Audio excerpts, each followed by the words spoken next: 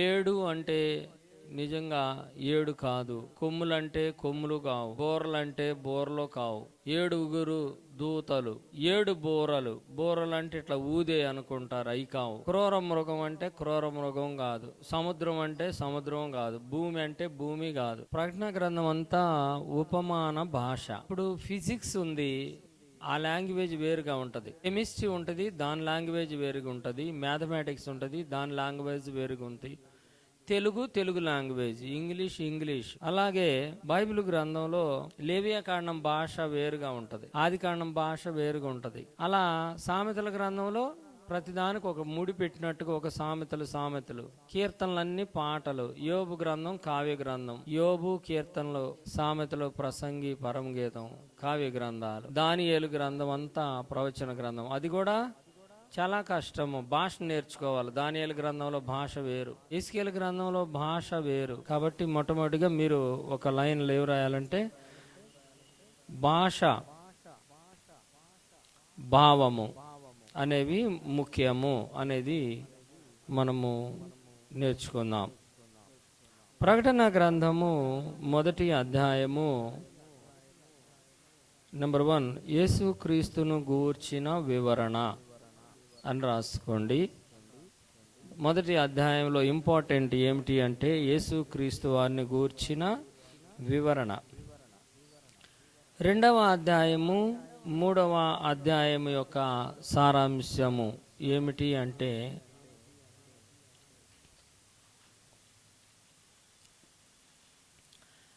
యోహాను గారు ఉన్నప్పుడు 7 పట్టణాలలో ఉండిన సంఘములు, ఆ సంఘాలకు ప్రత్యేక హెచ్చరికలు, దిద్దుబాటు, ఆ లేఖలు వాళ్ళకి వ్రాయవలసి వచ్చింది. దేవుడు వ్రాయించాడు. ఎఫెసు సంఘములో ఆ సంఘపు దూతకు ఇలాగు రాయము అన్నాడు 2వ అధ్యాయం. దూత అంటే పాస్టర్ గారని. 8వ వచనంలో స్మరణ అనే సంఘము, 12వ అధ్యాయంలో పెర్గము అనే పట్టణంలో ఉన్న సంఘపు దూత, 18వ వచనంలో తుయతైరా అనే పట్టణంలో ఉన్న సంఘము, 3వ అధ్యాయం 1వ వచనంలో సార్దీస్ అనే సంఘము, 7వ వచనం 3వ అధ్యాయము ఫిలదెల్ఫియాలో ఉన్న సంఘానికి, 14వ వచనం 7వ సంఘం అనబడిన లవోదికయ. ఈ సంఘాలకు దేవుడు ప్రత్యేక లేఖలు రాయించాడు. ఎందుకు, ఏమిటి అనేది మనం తర్వాత ధ్యానించుకుందాము. 1వ అధ్యాయము యేసుక్రీస్తు వారిని గూర్చిన ప్రాముఖ్యత, అవగాహన, అది రాశారు కదా, ప్రాముఖ్యత, అవగాహన. ఈ 2వ అధ్యాయంలో 7 సంఘములకు దేవుడు రాయించిన లేఖనములు, లేఖలు, ఉత్తరములు. ఇక 4వ అధ్యాయంలో పరలోక రాజ్యములో ఒక పెద్ద మహాసభ జరుగుతూ ఉన్నది. ఆ మహాసభ యొక్క స్టేజి ఎలా ఉంది అని వర్ణించారు. స్టేజి అంటే వేదిక. ఆ వేదిక మీద యెహోవా దేవుడు సింహాసనాసీనుడై కూర్చోవడం, చుట్టూరు 24 ఆనాటి పెద్దలు ఉండడం, 4 జీవులు సింహాసనాన్ని మోసేవారు. సింహాసనం యొక్క ఆకారం ఎలా ఉంటుంది, పరిశుద్ధాత్మ దేవుడు ప్రక్కన ఎలా ఉన్నాడు. ఆ స్టేజీ మీద యేసుక్రీస్తు ప్రభు వారిని ఇన్వైట్ చేశారు స్టేజీ మీదకి.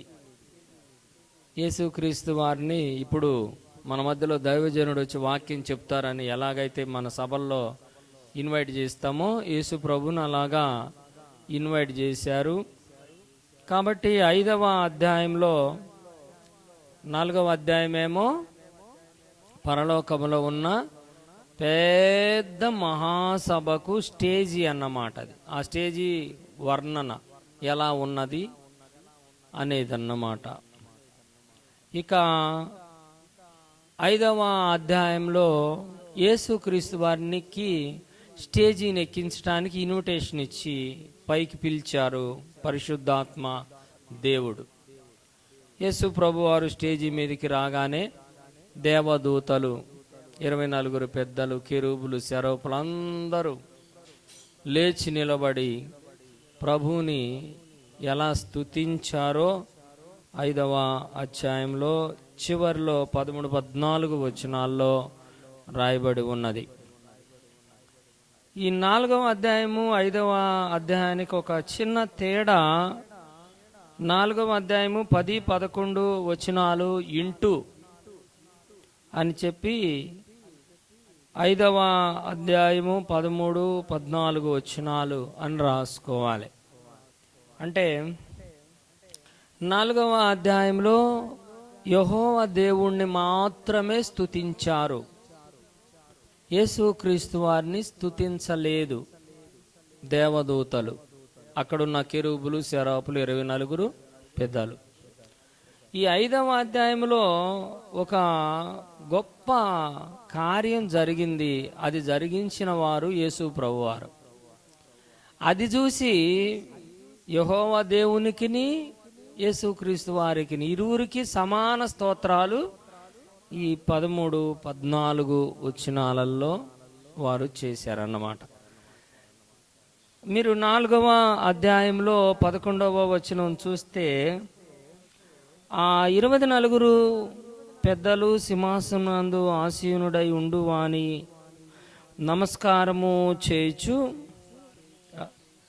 ఆసీనుడై ఉన్న వాని ఎదుట సాగిలపడి యుగయుగములు జీవించుచున్న వానికి నమస్కారం చేయుచు, ప్రభువా మా దేవా, నీవు సమస్తమును సృష్టించితివి, నీ చిత్తమును బట్టి అవి ఉండెను, దానిని బట్టియే సృష్టింపబడెను గనుక నీవే మహిమా ఘనత ప్రభావం పొంద అర్హుడు అని చెప్పుచు తమ కిరీటంలో ఆ సింహాసనం ఎదుట వేశారు అని ఉంది. 13వ వచనం 5వ అధ్యాయంలో ఇక్కడ చూడండి, 12 నుండి చదువుతున్నాను.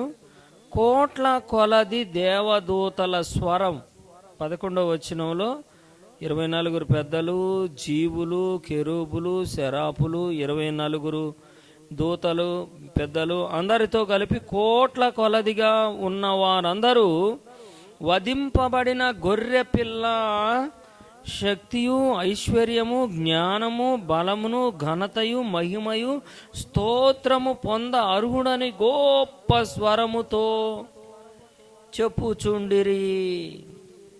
అంతటా పరలోకమందును, భూలోకమందును, భూమి క్రిందను, సముద్రములో ఉన్న ప్రతి సృష్టము అనగా వాటిలోనున్న సర్వమును సింహాసనాసీనుడయున్న వానికిని గొర్రె పిల్లకును స్తోత్రమును, ఘనతయు, మహిమయు, ప్రభావము యుగయుగములు కలుగునుగాకని చెప్పుట వింటి.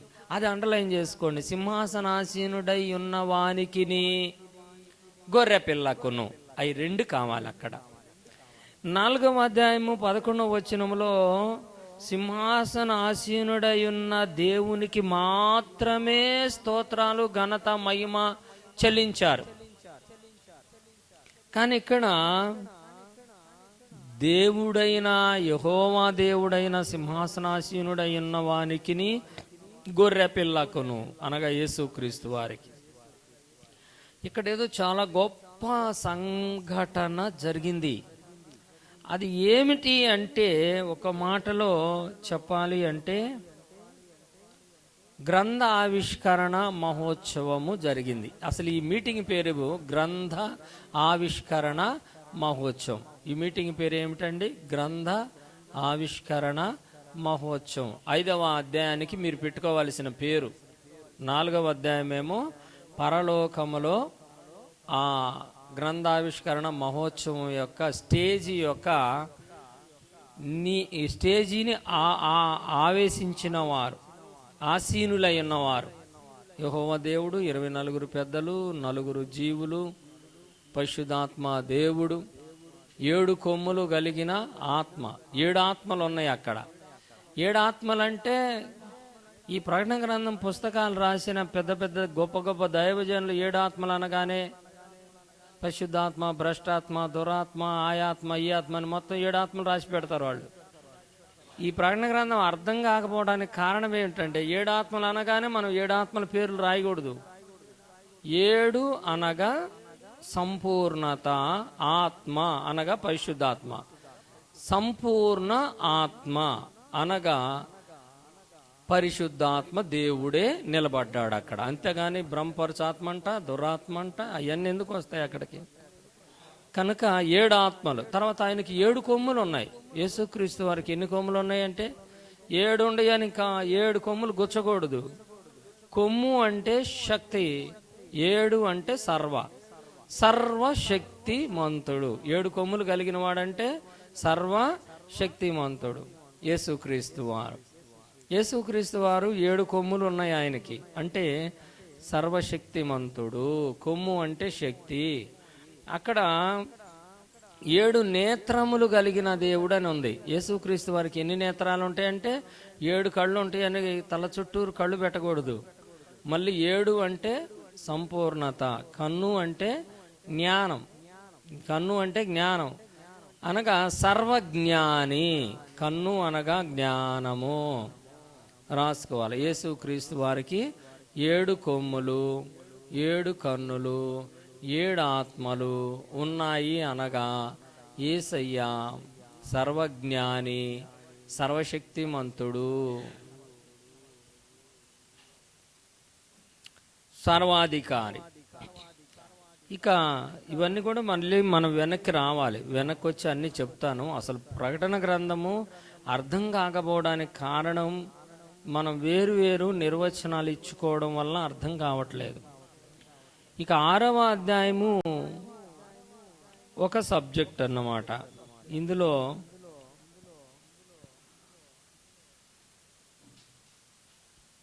అంత్యకాలంలో 7 సంవత్సరాలు కాలంలో మొదటి 3.5 సంవత్సరాలు, అంత్యకాలాన్ని 2 భాగాలు చేస్తాము. ఆ 2 భాగాల్లో మొదటి 3.5, రెండవ 3.5, 7 సంవత్సరాల్లో మొదటి 3.5 సంవత్సరాల్లో జరిగే సంభవాలు ఇవి. 7 ముద్రలు ఉంటాయి. ముద్ర అంటే రహస్యం, ముద్రించబడినవి అంటే రహస్యంగా ఉంచబడ్డ వాటిని ఓపెన్ చేయటం, వివరించటం. ఇప్పుడు ప్రకటన గ్రంథం మీకు అర్థం కాదు, నేను వివరిస్తూ ఉన్నాను, ఇప్పుడు మీరు రాసుకుంటున్నారు అంటే ముద్రలు నేను ఇప్పుతున్నట్లయినా అర్థం. ఇది 6వ అధ్యాయము ముద్రలు విప్పడానికి ఒక అంశం. 7వ అధ్యాయంలో ఒక అంశం ఉంది. పరలోకంలో ఇశ్రాయేలీలలో ఎంతమంది రక్షించబడిన వారుగా ఉంటారు, అన్యజనులలో ఎంతమంది రక్షించబడిన వారుగా ఉంటారు అనేది 7వ అధ్యాయం యొక్క సారాంశం. అంత్యవారంలో జరిగేవి. ప్రకటన గ్రంథంలో వారము 7 సంవత్సరాలు, 3.5 సంవత్సరాలు, 1260 రోజులు, 7 కొమ్ములు, 7 కన్నులు, 7 నేత్రములు, తర్వాత 7 దూతలు, 7 పట్టణాలు, 7 వీటికి చక్కగా మనము అర్థాలు తెలుసుకోవాలి. నేను ఇంతకుముందు బైబిల్ కాలేజీల్లో టీచింగ్ చేసేటప్పుడు ఈ ప్రకటన గ్రంథం అప్పుడు నేను రాసుకోవాల్సి వచ్చింది సబ్జెక్టుగా ఇవ్వాలని. ఇప్పుడు నేను చెప్పాను, మీరు కొన్ని రాసుకోవచ్చు. తీరా వెళ్ళేటప్పుడు ఈ బుక్ తీసుకోండి. ఈ పుస్తకంలో భాషలు, ప్రకటన గ్రంథం యొక్క భాషకు అర్థాలు అని, దాదాపుగా ఇది బైబిల్ కాలేజీ కోర్స్ కోసం రాసిన పుస్తకం అన్నమాట. 75 ప్రశ్నలకు జవాబులు ఉన్నాయి ప్రకటన గ్రంథంలో. మీకు దాదాపుగా కళ్ళు మూసుకుని మీరు ఏ ప్రశ్న అన్నా అడగండి, దాదాపుగా ఆ ప్రశ్నకు జవాబు ఇందులో ఉంటుంది. 2006లో దీనిని పలు విధాలుగా సేవకుల దగ్గర కొన్ని నేర్చుకున్నాను, కొన్ని అక్కడక్కడ దేవుడు నాకు నేర్పినాయి, ఇంకొంత బైబిల్ చదివితే మరికొంత. అలాగే గొప్ప గొప్ప ఇంటర్నేషనల్ సేవకుల దగ్గర, అపోస్తుల దగ్గర, పాదాల దగ్గర నేర్చుకున్న విషయాలు మరలా నేను విడిగా కొన్ని ప్రకటన గ్రంథ వ్యాఖ్యాతలు పెద్ద పెద్ద భక్తులు రాసినవి ఉన్నాయి, వాటికి వీటికి మ్యాచింగ్ చేయటం, తీర వాక్యానికి ఏవైతే సరిపడతాయో. ఇంకా దీని మీద ఎంత ఓపెన్ డిబేట్లు పెట్టినా ఇంక ఎవరు కూడా ఇవి కాదనటానికి వీలు లేనట్లుగా ఇవి రాయటానికి ప్రభు కృప చేశారు. అందుకే ఈ మొదటి పేజీలో కూడా ఈ ప్రపంచంలో ఎవరు ఎన్నడూ ఖండించడానికి, దిద్దుబాటు చేయటానికి వీలు లేని అంత్యకాల వాక్య సారాంశ బోధన మీకు అందించుచున్న అధికారిక అభిషిక్త గ్రంథం ఇది, ప్రార్థనాపూర్వకంగా ధ్యానించండి అని 2006లో. దీని మీద 2-3 బైబిల్ కాలేజీల ప్రొఫెసర్లు, ఫౌండర్స్ నా మీద ఓపెన్ డిబేట్ కొరకు పిలిచారు. 3 రోజులు వెళ్ళి ఇట్లాగే బోర్డులు పెట్టి మొత్తం ఎక్స్ప్లెయిన్ నేను చేయడం, మరి వాళ్ళు చేయడం. ఫైనల్గా 3 days అయినాక జడ్జీలుగా బాగా సీనియర్ పాస్టర్ గారులను కూర్చోబెట్టడం, వారు మొత్తం రాయడం, నేనేసిన ప్రశ్నలకు వాళ్ళేమి చెప్పారు, వాళ్ళేసిన ప్రశ్నలకి నేను వాక్యాలు ఎలా చూపాను, ఇదంతా మీకు యూట్యూబ్లో కూడా ఉంది. ఇది ఈ ఓపెన్ డిబేటు వైజాగ్ పట్టణంలో జరిగిన పెద్ద డిబేట్, అది 3 రోజులు. అది అలాగే గోదావరి కన్లో 12 గంటలు, అవి కూడా సీడీలు ఉన్నాయి. అలాగే కొత్తగూడెం దగ్గర పాలవంచిలో ఒక నైట్ అంతా జరిగిన ఓపెన్ డిబేట్. ఎక్కడ ప్రకటన గ్రంథం మీద ఓపెన్ డిబేట్ అంటే నేను అట్లాగే వెళ్ళాను అన్నమాట. ఇలాగే నిలబడతా, అప్పుడు వెళ్ళాను, ఇప్పుడు వస్తా, ఎప్పటికైనా వస్తా. 2 రెళ్ళు 4 అని చెప్పడానికి ఎక్కడైనా చెబుతాను, దానికి ఇబ్బంది ఏముంది. సరే, 7వ అధ్యాయం సారాంశం, ప్రకటన గ్రంథంలో యూదులు ఎంతమంది రక్షించబడతారు, అన్యజనులు ఎంతమంది రక్షించబడతారు అనే ఒక చక్కటి సన్నివేశాన్ని యోహాను గారు చూశారు.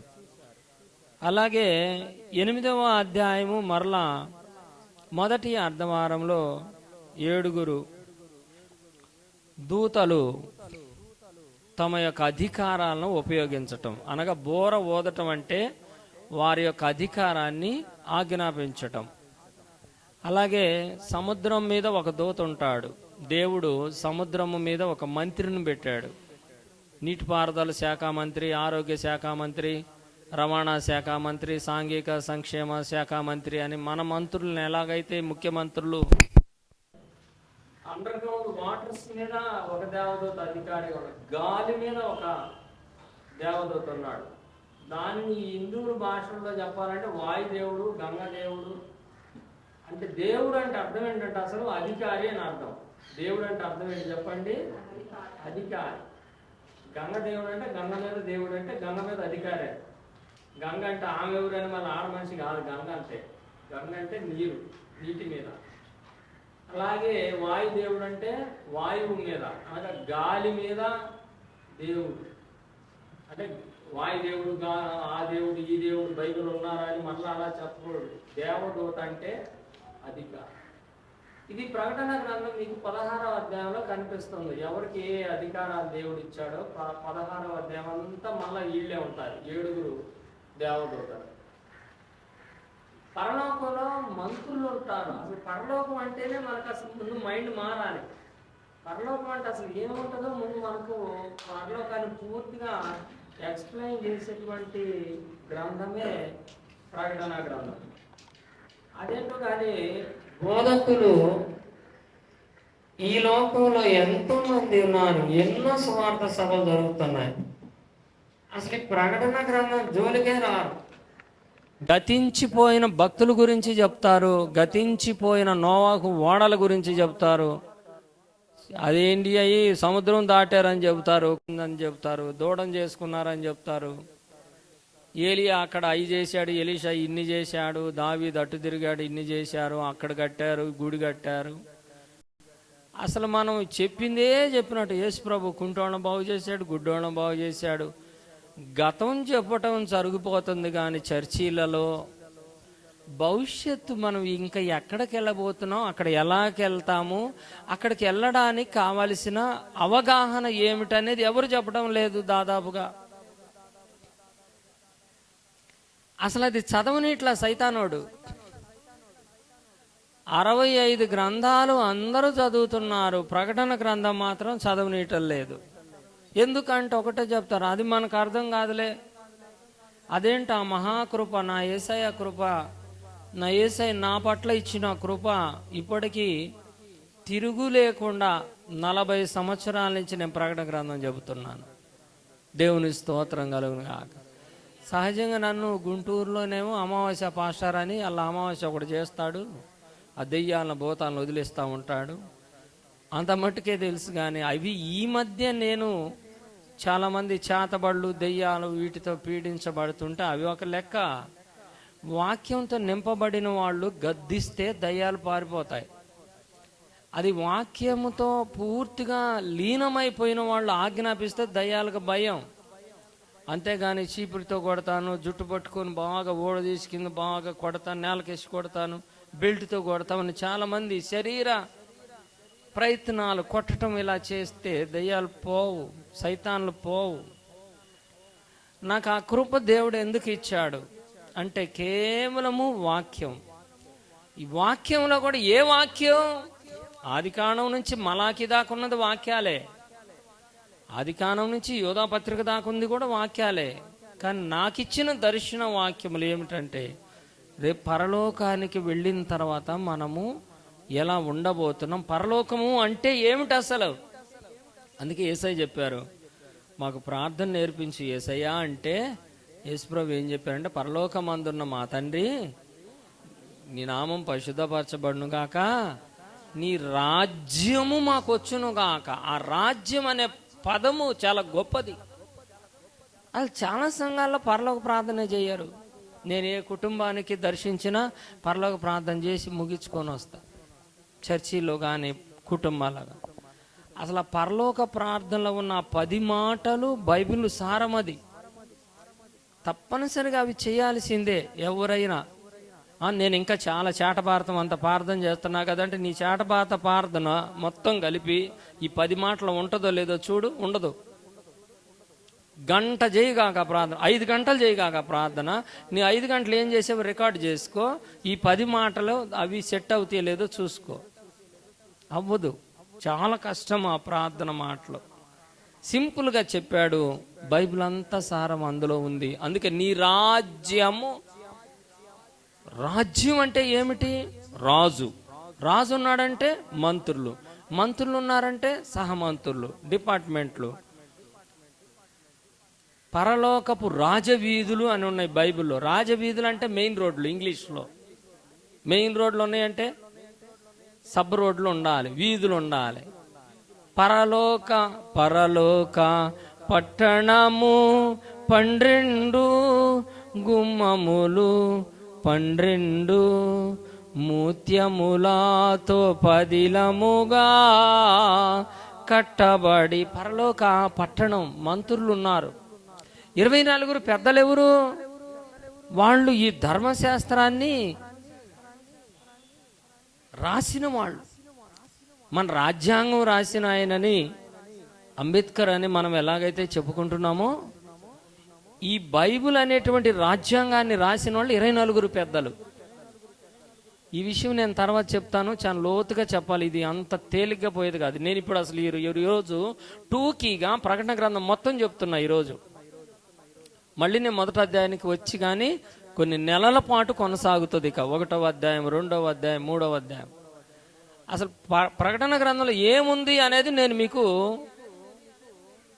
పరిచయం చేస్తున్నా. రాజ్యాంగం రాసిన ఆయన అంబేద్కర్ గారని మన ఇండియాలో మనం ఎలా గౌరవిస్తున్నామో, 24 పెద్దలంటే చాలా మంది చెప్తున్నారు, అవి కూడా తప్పులే చెప్తారు. 12 మంది ఏమో అపోస్తులు అంట, 12 మంది ఏమో యాకోబు యొక్క కుమారులు, 12 గోత్రకర్తలు అని చెప్తారు. కానే కావు, అది తప్పది. అసలు అది బైబిల్ సారమే కాదు. అది ఈ 24 ఎవరు అంటే వీళ్ళు ఈ బైబిల్ యొక్క రాజ్యాంగ నిర్మాతలు. వాళ్ళు, వీళ్ళకి ఆ జ్ఞానాన్ని దేవుడిచ్చాడు, దేవుడిచ్చి వీళ్ళ చేత రాయించాడు. అంతేగాని వాళ్ళకి స్వయంగా వచ్చినది మేము ఇట్లా రాస్తున్నాం, దేవుడా నువ్వు వెళ్ళి సిలువ వేసుకోబడు, నువ్వు వెళ్ళి ఇలా చనిపో అని వాళ్ళు ఆజ్ఞాపించింది కాదు. వాళ్ళ చేత దేవుని సంకల్పాన్ని దేవుడు ముందుగా వ్రాయించాడు. స్తోత్రము చెబుదామా? హల్లెలూయా. 8వ అధ్యాయంలో 9వ అధ్యాయంలో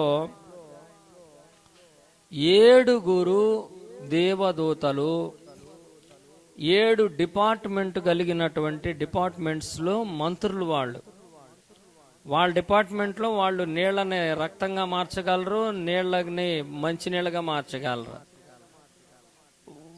పాతాళం మీద ఒక మంత్రి ఉన్నాడు. ఆయన పాతాళ ద్వారం తెరిస్తే చాలు, పాతాళంలో నుంచి మిడతలు లాంటివి వచ్చి తేలుగుట్టిన కంటే ఎక్కువ బాధ కలిగించే 6 నెలలు బాధ కలిగించే మిడతలను పంపించే అధికారం వాళ్ళకు ఉన్నది. వాళ్ళని గురించి కూడా నేర్చుకుందాం తర్వాత. ఇక 10వ అధ్యాయము భీకరుడైన దేవుడు యేసుక్రీస్తు. 10వ అధ్యాయము భీకరుడైన దేవుడు మన యేసుక్రీస్తు. అంటే యేసుక్రీస్తు వారి యొక్క అసలు రూపాన్ని మనకి కొంచెం చూపిస్తున్నాడు. ఇది 10వ అధ్యాయము. ఇక 11వ అధ్యాయము మొదటి అర్ధవారంలో 2 సాక్షులు ఉంటారు. వాళ్ళు మోషే, ఏలియా అని అందరూ పుస్తకాల్లో రాశారు. కానీ ఆ 2 సాక్షులు ఎవరు అనేది ఒక ప్రత్యేక అంశము. రాబో రోజుల్లో మనం చెప్పుకుంటాం. ఆ 2 సాక్షులు మోషే, ఏలియాలు కారు. వారు ఏ కార్యాలు చేస్తారు, క్రీస్తు విరోధి వీళ్ళని ఎలా చంపుతాడు, వీళ్ళు ఎలా తిరిగి లేస్తారు, వీళ్ళు లేచిన పిదప చనిపోయి తిరిగి లేచిన తర్వాత 3.5 రోజులు వీళ్ళ శవాలు యెరూషలేము మెయిన్ సెంటర్లో పడి ఉంటాయి. ఆ శవాలకు జీవం వచ్చి లేస్తాయి, పరలోకానికి వీళ్ళిద్దరూ వెళ్తారు. వీరితో పాటు కొద్ది నిమిషాలు, కొద్ది రోజుల్లో, కొద్ది కాలం టైంలో సంఘం అంతా ఎత్తబడుతుంది అనేది 11వ అధ్యాయం. 12వ అధ్యాయం యొక్క సబ్జెక్ట్ ఇజ్రాయేలీలు అరణ్యానికి పారిపోవడం. ఇది 12వ అధ్యాయం. ఇక 13వ అధ్యాయం సబ్జెక్ట్ ఏమిటంటే క్రీస్తు విరోధి ఏ రాజ్యం నుండి వస్తాడు, అతని యొక్క రాకడలో ఉండే పరిస్థితులు ఏమిటి, క్రీస్తు విరోధి యొక్క ప్రవక్త, అబద్ధ ప్రవక్త, అబద్ధ క్రీస్తు అనాలి. అంత్యక్రీస్తు అనే పదం క్రైస్తవులకు అలవాటైంది. అంత్యక్రీస్తు అనే పదం అసలు బైబిల్లో ఎక్కడా లేదు, అనకూడదు కూడా. అది భావ సహితంగా ఉండదు. అంత్యక్రీస్తు అంటే చివరి క్రీస్తు. చివరి క్రీస్తు, పోస్ట్ క్రీస్తులు ఉండరు. నేను క్రీస్తునేనని వాడు అబద్ధం చెప్పుకుంటాడు కనుక వానిని అంత్య అబద్ధ క్రీస్తు అనే వాడారు బైబిల్లో. ఇక 14వ అధ్యాయంలో నరకంలో పడే వేదన, నరకంలో ఎవరు హింసించబడతారు, ఎలా హింసించబడతారు, పరలోకములో ఉన్నటువంటి మహిమ సమూహం ఎవరు అనే అంశం ఉంది. 14వ అధ్యాయంలో పరలోకంలో ఉన్న మహిమ సమూహము, నరకంలో విలవిలలాడుతున్న దేవుని ఉగ్రతకు పాత్రులైన వారి సమూహము. ఆ సమూహం ఎలా ఆశీర్వదించబడ్డారు, దేవుని వ్యతిరేకించిన ఈ సమూహం ఎలా నాశనమై యుగయుగాలు ఎలా కాలుతుందో ఈ 14వ అధ్యాయంలో చెప్పబడింది. 15వ అధ్యాయంలో పరలోక రాజ్యంలో ఈ క్రూర మృగాలకి మొక్కినటువంటి వారి యొక్క స్థితిగతులు రాయబడ్డాయి. అలాగే పరలోక రాజ్యానికి వెళ్ళిన భక్తుల యొక్క ప్రత్యేకమైన వస్త్రధారణ, ఆశీర్వాదాలు ఎలా ఉంటాయో ఇది ఈ సబ్జెక్టు. ఇక 16వ అధ్యాయము 7 ఉగ్రతా పాత్రలను, వాయుమండలపు దూత, గాలి మీద దూత, సూర్య చంద్రుల మీద దూత, అధికారం కలిగిన దూత, వాళ్ళు ఉగ్రత పాత్రలు ఎలా కుమ్మరిస్తారు, సముద్రం మీద ఉన్న దూత ఉగ్రత పాత్రలు ఎలా కుమ్మరిస్తే అవి ఏమవుతాయో ఇది 2వ అర్ధవారానికి సంబంధించినవి. బైబిల్ గ్రంథంలో ఈ ప్రకటన గ్రంథంలో 2 భాగాలు ఉంటాయి. ఒకటి మొదటి అర్ధవారంలో సంభవాలు, రెండవది 2వ అర్ధవారంలో సంభవాలు. మీరు ఏమి టెన్షన్ పడద్దు, వినండి చాలు. రాసుకోగలిగినంత రాసుకోండి. మీరు నేనేమేదైతే చెప్తానో ఇదిగో పుస్తకం రూపంలో ఇస్తాను నేను. ఇందులో మీరు చదువుతుంటే ఊరికనే అర్థమైపోతుంది. అసలు ఈ ప్రకటన గ్రంథం అర్థమైతే మీరు ప్రపంచంలో మళ్ళా తలలాగా మారిపోతారు. ఇప్పుడు ఎందుకంటే ప్రకటన గ్రంథం ఎవరికి అర్థం కాకే అసలు దాని జోలికే పోవట్లా, చెప్పేవాళ్ళు లేరు ముందు. ఇలా ఎవరించి చెప్పేవాళ్ళు కూడా చాలా కష్టం, ఎక్కడో ఒక్కొక్కరు ఉండుంటారు. ఈ బుక్ చదివిన వాళ్ళు ఎక్కువ కాలం సేవ చేసిన దైవ సేవకులు అన్న మాట ఏమిటంటే, అయ్యా ఈ బుక్ చదివినాక మళ్ళీ బైబిల్ మాకు క్రొత్తగా అర్థమవుతుందయ్యా అంటారు. అది అవునో కాదో మీరు ప్రయత్నం చేసి చూడండి. 17వ అధ్యాయంలో మహాబబులోను యొక్క వేశ్య అని ఒకటి కనబడుతుంది. అనగా ఈ ప్రపంచ జనాభాని 2 భాగాలు చేస్తారు. ఒకటి మహాబబులోను వేశ్య, రెండవది యెరూషలేము స్త్రీ. యెరూషలేము అనే పట్టణం అన్నమాట. మహాబబులోను వేశ్య ఎలా సర్వనాశనం అయిపోతుందో 17వ అధ్యాయం. అలాగే 18వ అధ్యాయము యెరూషలేము పట్టణము అనే స్త్రీ, 2 స్త్రీలు ఉంటారు. ఒక స్త్రీమో క్రీస్తు విరోధికి భార్య అనుకోండి, ఇంకొక స్త్రీ యేసయ్యకు వధువు. అది 18వ అధ్యాయం యొక్క సబ్జెక్ట్ అన్నమాట. ఇవన్నీ సబ్జెక్టులుగా చెప్పాడు దేవుడు. మీరు వరుసగా నవల్లాగా చదివితే ప్రకటన గ్రంథం అసలు అర్థం కాదు. నవల కాదు ఇది, కంటిన్యూగా రాయబడిన వాక్యంలాగా మీరు వరుసగా నిర్గమకాండం చదివినట్టు చదివితే ప్రకటన గ్రంథం అర్థం కాదు. ఆ చరిత్ర ఏమో వరుసగా చదవాలి.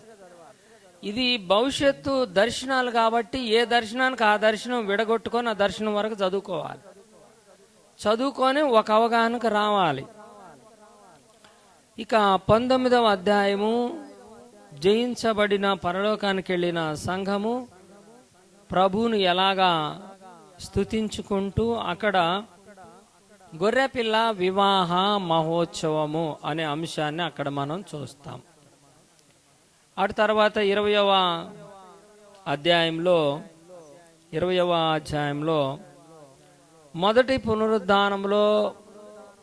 పునరుద్ధానం చెందేవాళ్ళు ఎవరు, అలాగే రెండవ పునరుద్ధానం చెందేవాళ్ళు ఎవరు, మొదటి పునరుద్ధానులైన వాళ్ళు ఎలా ఉంటారు పరలోకంలో, రెండవ పునరుద్ధానంలో వచ్చిన వాళ్ళు ఎక్కడుంటారు, గోగు మాగోగు యొక్క 1000 ఏళ్ల పరిపాలన తర్వాత వచ్చే యుద్ధం ఉంది అక్కడ. అనగా భూమి మీద 1000 ఏళ్ల పరిపాలనలో రక్షించబడిన వారు, రక్షింపబడని వారు అనేది 20వ అధ్యాయం యొక్క సబ్జెక్ట్ అన్నమాట. 21వ అధ్యాయము పరలోకం యొక్క పట్టణంలో ఏ గోత్రముల వారు, ఏ అపోస్తలులు, వారి కేటగిరీస్ ఎలా ఉంటాయి, పరలోకంలో సంచరిస్తున్నటువంటి ఆ అపోస్తలులు అలాగే గోత్రకర్తలు వీరిరువురు ద్వారా కట్టబడుతున్న ఆ పట్టణం ఎలా ఉంటుంది అనేది 21వ అధ్యాయం యొక్క సారాంశము. పరలోకం యొక్క వైభవం ఎలా ఉంటుంది, కొన్ని అమూల్యమైన రాళ్ళు ఉంటాయి, ఆ రాళ్లతో ఎలా చెక్కబడింది, పునాదులంటే ఎవరు, ప్రాకారాలంటే ఎవరు, ఎన్ని పునాదులు ఎన్ని ప్రాకారాలు. 22వ అధ్యాయం అంతా కూడా దేవుడిచ్చిన వార్నింగ్స్, హెచ్చరికలు. చెప్పేదంతా చెప్పాను, విన్నదంతా విన్నారు, మీ ఇష్టం, మీ చేతులకు వదిలిపెడుతున్నా. మిమ్మల్ని ఎవరిని కూడా నేను బలవంతంగా నా రాజ్యం రమ్మని చెప్పట్లేదు. నీకు మేలు అనిపిస్తే రా, కీడు అనిపిస్తే దూరంగా ఉండు. చివరికి నేను మిమ్మల్ని అగ్ని గుండంలో ఎలా హింసిస్తానో అది గుర్తుపెట్టుకోండి అని. అన్యాయం చేసే వాళ్ళని అన్యాయం చేయనియండి, పాపం చేసే వాళ్ళని పాపం చేయనియండి, పరిశుద్ధుల్ని పరిశుద్ధులుగా ఉండండి, వాని పనికి తగిన జీతం నా యొద్ద అని. ప్రతి ఒక్కరికి జీతము అనేది దేవుడు ఏర్పాటు చేసినటువంటి అధ్యాయం ఇవి. ఈ 12 అధ్యాయం, ఈ 22 అధ్యాయాలు. Praise the Lord. హల్లెలూయా చెబుదామా? అందరూ హల్లెలూయా చెప్తారా? ఇప్పుడు ప్రకటన గ్రంథం దగ్గరకు మరలా మనము మొదటి అధ్యాయం నుంచి ఈరోజు ధ్యానం చేసుకుందాం. ఏ విధం చేతనైనా ఈరోజు మొదటి బైబిలు తరగతిని మనము మొదటి అధ్యాయం, ప్రభు చిత్తం అయితే నెక్స్ట్ మంత్ 2nd సాటర్డే ఉదయం ఒక సెషను, మధ్యాహ్నం భోజనం, సెకండ్ ఇంకొక సెషన్ కూడా ఏర్పాటు చేయాలి. ఎందుకంటే నెలకు ఒకటి వాక్యం మనం ఎంత నేర్చుకున్నా తక్కువే. అసలు ఈ రోజుల్లో స్వస్థత కూటాలంటే రోజులు గడుపుతారు, ఉపవాస ప్రార్థనలు అంటే రోజులు వెళ్ళి ఉంటున్నారు, మీటింగ్లు అంటే రోజులు ఉంటున్నారు. కానీ బైబిల్ స్టడీలో ఎక్కువ నేర్చుకుందామంటే రావట్లేదు. ఇటు ఆకలి దేవుడు త్వరగా భూలోకమంతా ఎక్కువగా కలిగించును గాక. వాక్యం అంటే ఆసక్తి కలిగిన వారు లేపబడుదురు గాక. మొదటి అధ్యాయ సారాంశము ఏమిటి అని మనం చూస్తే, యేసుక్రీస్తు తన దాసులకు కనపరుచుటకు దేవుడు ఆయనకు అనుగ్రహించిన ప్రత్యక్షత. ఈ సంగతులు త్వరలో సంభవింపనయున్నవి. ఆయన తన దూత ద్వారా వర్తమానము పంపి తన దాసుడైన యోహానుకు వాటిని సూచించెను. అంతటా దేవుని వాక్యమును గూర్చియు యేసును గూర్చిన దేవుని వాక్యమును గూర్చియు యేసుక్రీస్తు సాక్ష్యమును గూర్చియు తాను చూచినంత మట్టుకు సాక్ష్యము ఇచ్చెను.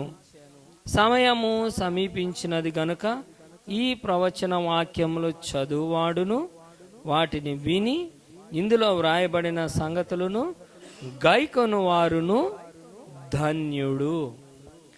కాబట్టి ఈ మాట ఏ గ్రంథంలో కూడా మనకు కనిపించదు. చదువువాడు, అయ్యా నాకు చదువు రాదంటే వినువారు, చదివి విని వాటి చొప్పున గైకొనే వాళ్ళు మరీ అదృష్టవంతులు. ధన్యులు అంటే అదృష్టవంతులు. ఏమిటో అదృష్టము మనం ముందు చూస్తే గాని మనకు అర్థం అవ్వదు. అసలు ఆ అదృష్టం, ఆ ధన్యత ఏమిటో రాబోయే కొన్ని పరిస్థితులు ఉన్నాయండి. ఆ పరిస్థితులు రాగానే అర్థమవుతుంది. అసలు మొన్న కరోనాను దేవుడు పంపించాడు. భూలోకంలో ఉన్న పాస్టర్ గారులు అందరూ ఏడ్చారు, విశ్వాసులు ఏడ్చారు, భూలోకంలో అందరూ టెన్షన్ పడి ఏడ్చాం. అవునా కదా? అయ్యా కరోనాను తీసేయ, కరోనాను తీసే తండ్రి, రానియద్దు ప్రభువా, ఆ చైనావానికి గుణం బొట్ట వాడు చేశాడు అయ్యా అని వాళ్ళని కొంతకాలం తిట్టాము. కానీ నేనైతే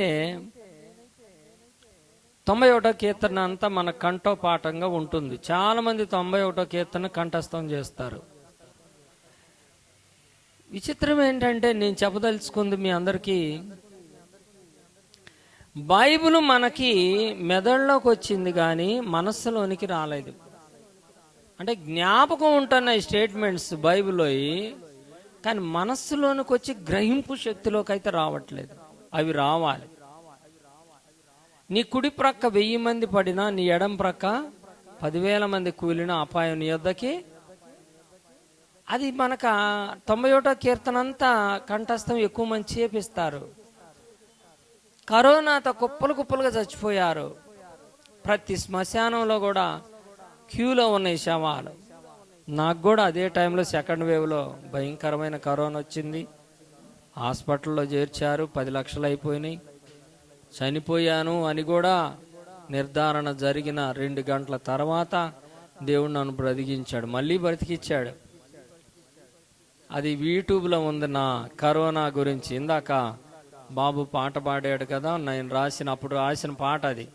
కరోనా మరణములో బ్రతికించిన నా యేసయ్యా, నేను రాసిన పాట అప్పుడు రాసుకున్నా.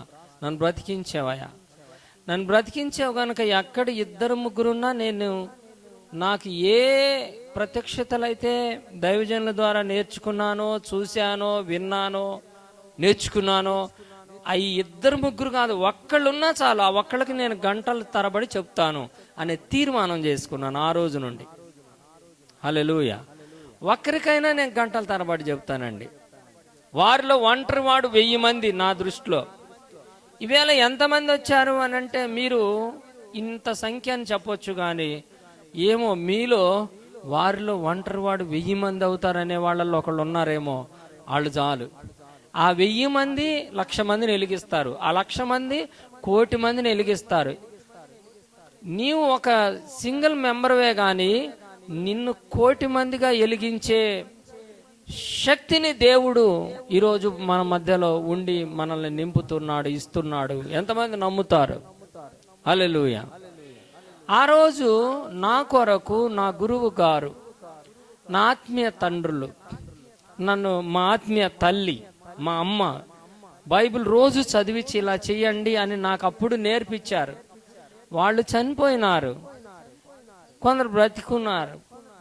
ఆ రోజు నన్ను ఒక పిల్లవాడని వాళ్ళు పక్కకు త్రోసివేస్తే ఈరోజు నేను ఒక లైవ్లో వాక్యం చెప్తూ, వీడియో షూటింగ్ తీస్తూ దాదాపు 12 టీవీ ఛానల్లో ఈ ప్రకటన గ్రంథం మర్మాలు రిలే చేసాం, మేము టెలికాస్ట్ చేసాం.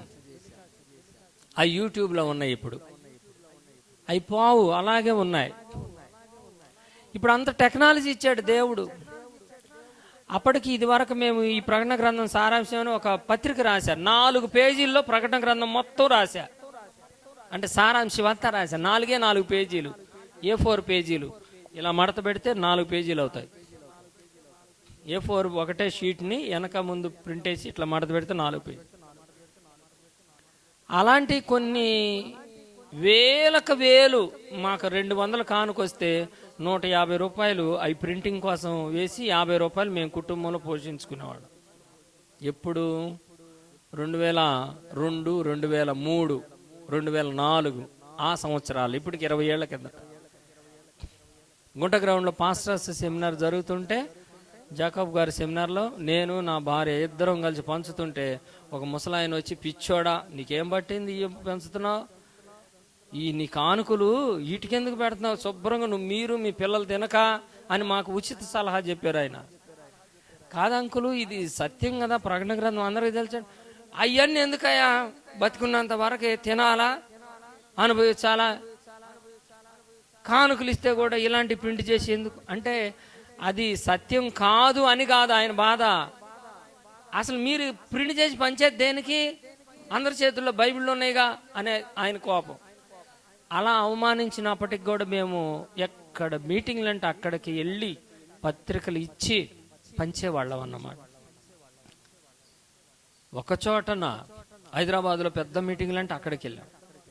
హైదరాబాద్లో కలవరి టెంపుల్ అప్పుడు కొత్తగా పెట్టినప్పుడు అక్కడికి వెళ్ళి పంచాము, ఇంకోసారికి వెళ్ళి పెంచాం. ఆ పరిచర్య ఇప్పుడు టీవీ పరిచర్య వచ్చాక టీవీలో కూడా నాకున్న స్థలం మొత్తం అమ్మేసి ఆ వచ్చిన డబ్బులు పెట్టి టీవీలో ప్రకటన గ్రంథమే క్లాసులే చెప్పాను నేను. శుభవార్త, ఆరాధన, బైబిల్ ఛానల్లో, సువార్త ఛానల్, సువార్త వాణి ఛానల్లో నా డబ్బులు అయిపోయిందాకా 2,15,000 ఏమో అప్పుడు కమ్మాము ఒక స్థలము. అయిపోయిందాకా అలా చెప్పాను. ఈలోపు కొద్దిగా గొప్ప కొంతమంది కానుకలు ఇచ్చారు, అవి కూడా దానికి మీరు గంటల కొలది ఓపెన్ డిబేట్ నిలబెట్టినా సరే నేను మాట మార్చకుండా వచనాలు చూపిస్తూ మాట్లాడే శక్తిని ప్రభు నాకు దయచేశారు. ఏసే రాక రావాలని ఇప్పుడు రాదు. ఎంతకాలం పట్టిద్దో అంటే ఆ కాలాలు నేను ఇప్పుడు చెప్పాలంటే మీకు కొన్ని యుద్ధాలు చెప్పాలి. ఆ యుద్ధాలు జరగాలి. మన ఇజ్రాయెల్ మీద, పాలస్తీనాల మీద యుద్ధము, అదే ఇదే, అసలు ఏమేమి యుద్ధాలు జరగాలో అవన్నీ ఉన్నాయి, ఇక్కడ అవి జరుగుతాయి. దేవుని స్తోత్రం కలుగునుగా. హల్లెలూయా.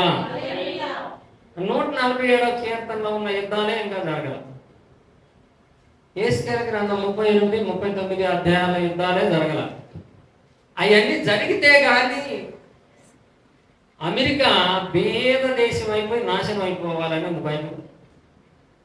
అలాగే అట్ ద సేమ్ టైం ఇశ్రాయేలీలు ఏకాకులైపోయి ఎవ్వరూ వాళ్ళకి సహాయం చేయలేని స్థితిలో అది సర్వ దరిద్రాన్ని అనుభవించాలని ఉంది. బైబిల్లో ఉన్న ప్రవచనాలు అవి నెరవేరితేనే యేసయ్య రాకడ వస్తుంది. కానీ యేసయ్య రాకడ రావాలంటే చాలా నేర్చుకోవాలి. అరే ఆ మధ్య ఒక ఉక్రెయిన్ యుద్ధం వస్తే యేసు రాకడ వస్తుంది కానీ తొందరగా కానీ ఎవరు నిద్ర పట్టలేకుండా చేశాడు. మొన్న ఏమో పాలిస్తీన్ ఇజ్రాయెల్ మీద యుద్ధాలు బాంబులు అంటే అబ్బో ఇదిగో వచ్చేస్తాడు దేవుడు అడ్డు ఏమంటే ఇంకొస్తాడు ఆయన. ఇరాన్ ఇరాక్ యుద్ధం జరిగింది అప్పుడు 20 ఏళ్ల కింద వచ్చేసాడు ఏంటి వచ్చేది ఎక్కడ యుద్ధం జరిగితే ఇంక దేవుడు వచ్చేసాడు. వాళ్ళకి నిద్ర పట్టిద్దో లేదో మనకు నిద్ర పట్టకుండా ఈ బోధకులుగా ఉన్నవారు ఎక్కువగా గోలం.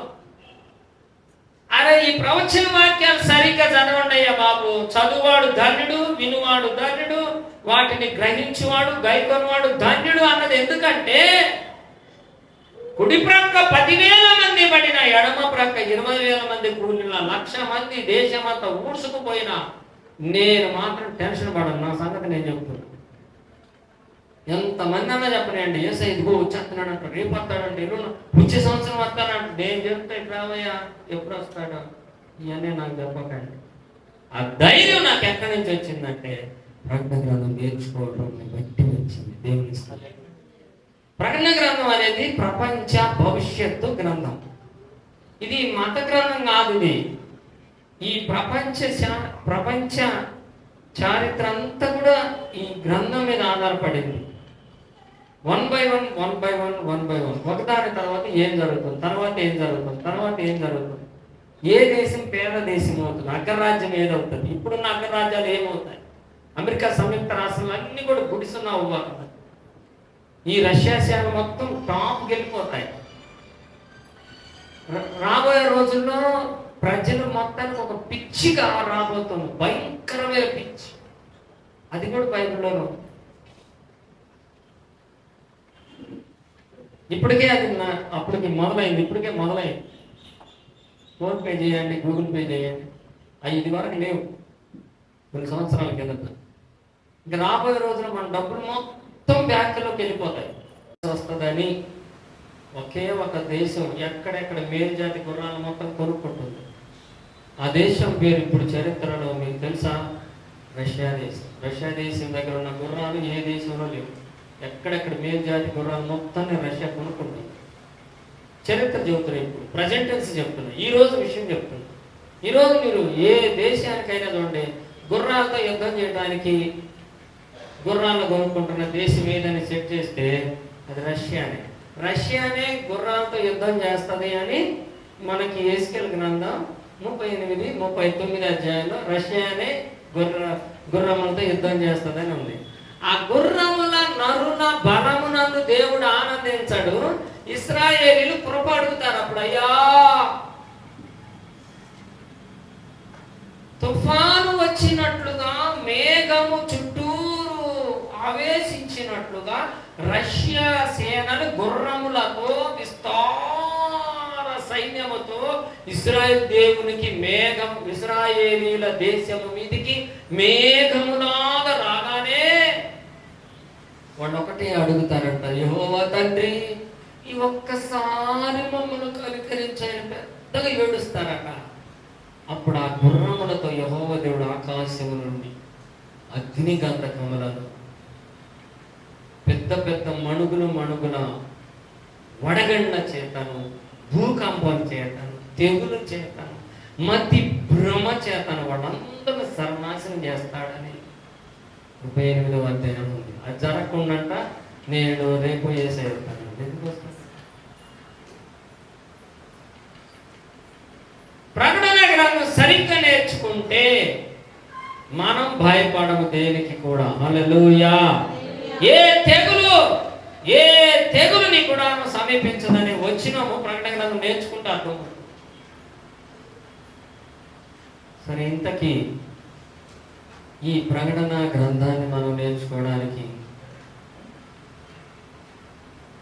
చదువువాడు ధన్యుడు, వినువాడు ధన్యుడు, వాటి చొప్పున నడుచువాడు ధన్యుడు అన్నది ఎందుకంటే, ఇప్పుడు నేను చెప్పాను కదా, ఏ యుద్ధం తర్వాత ఏ యుద్ధం రావాలి, ఏ యుద్ధం తర్వాత ఏది రావాలి, అవన్నీ మనం తెలుసుకున్నామంటే ఈ లోపల ఎన్ని యుద్ధాలన్నా రాని, మనం చేసే పని మనం చేసుకుంటాం, మనం తినే ఆహారం తింటాం, టెన్షన్ అసలు ఏమీ ఉండదు.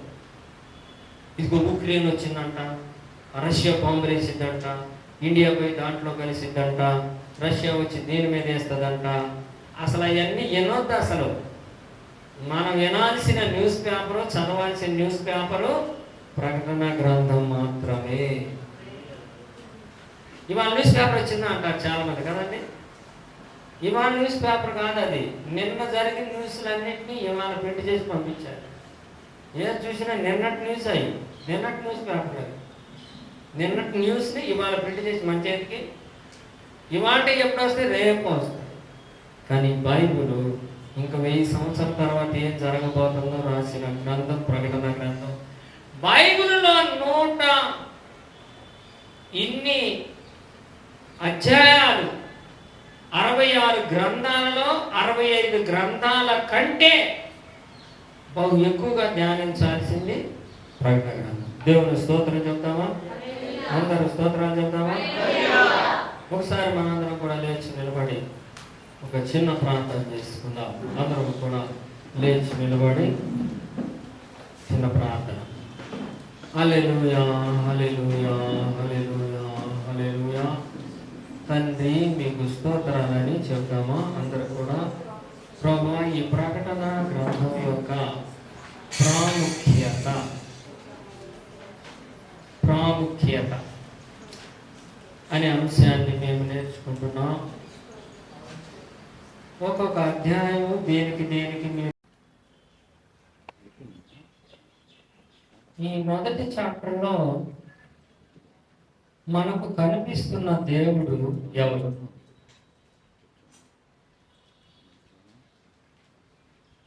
ఇది యేసు క్రీస్తును గూర్చిన ప్రాముఖ్యత చాప్టర్ అన్నమాట. ఇది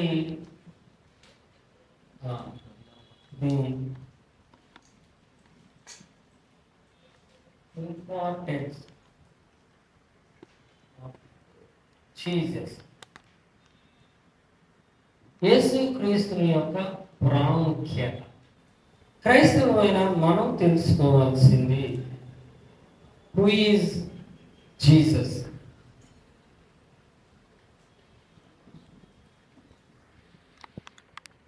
యేసు క్రీస్తు వారు అసలు ఎవరు?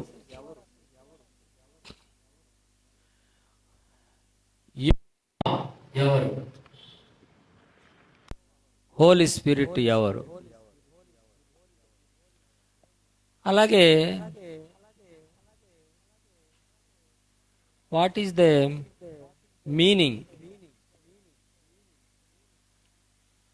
Meaning of Jehovah? యెహోవా అంటే అసలు అర్థం ఏంటి? ఇవి మనకి కొన్ని అవసరం. ప్రకటన గ్రంథం అర్థం అవ్వాలంటే డైరెక్ట్గా అందులోకి పోతే ముందు దేవుడు అంటే ఎవరు అర్థం అవ్వాలి. దేవుడు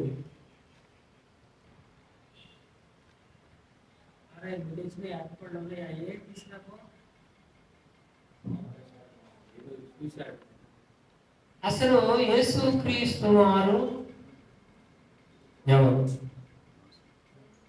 యేసు క్రీస్తు వారి యొక్క ఉనికి ఎప్పటి నుంచి ఉంది? ఇది చాలా లోతైన విషయం, మనకు అర్థం అవ్వాలి. ఇప్పుడు చూడండి, ప్రకటన గ్రంథం 1వ అధ్యాయము 4వ వచనం చెప్పండి. 4.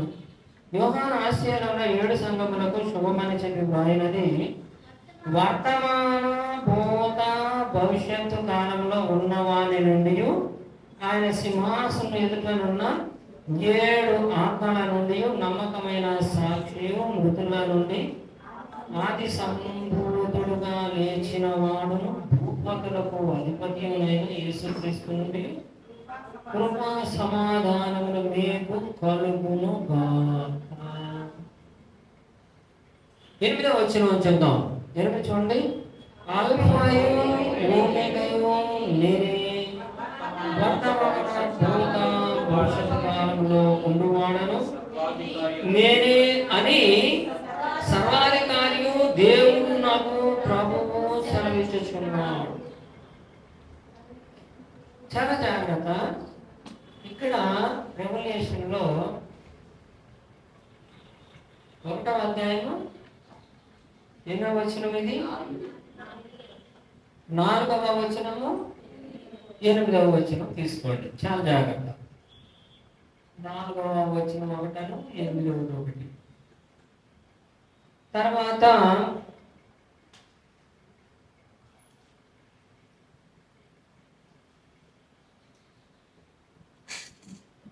18వ వచనం కూడా ఒకసారి చదువుతారా?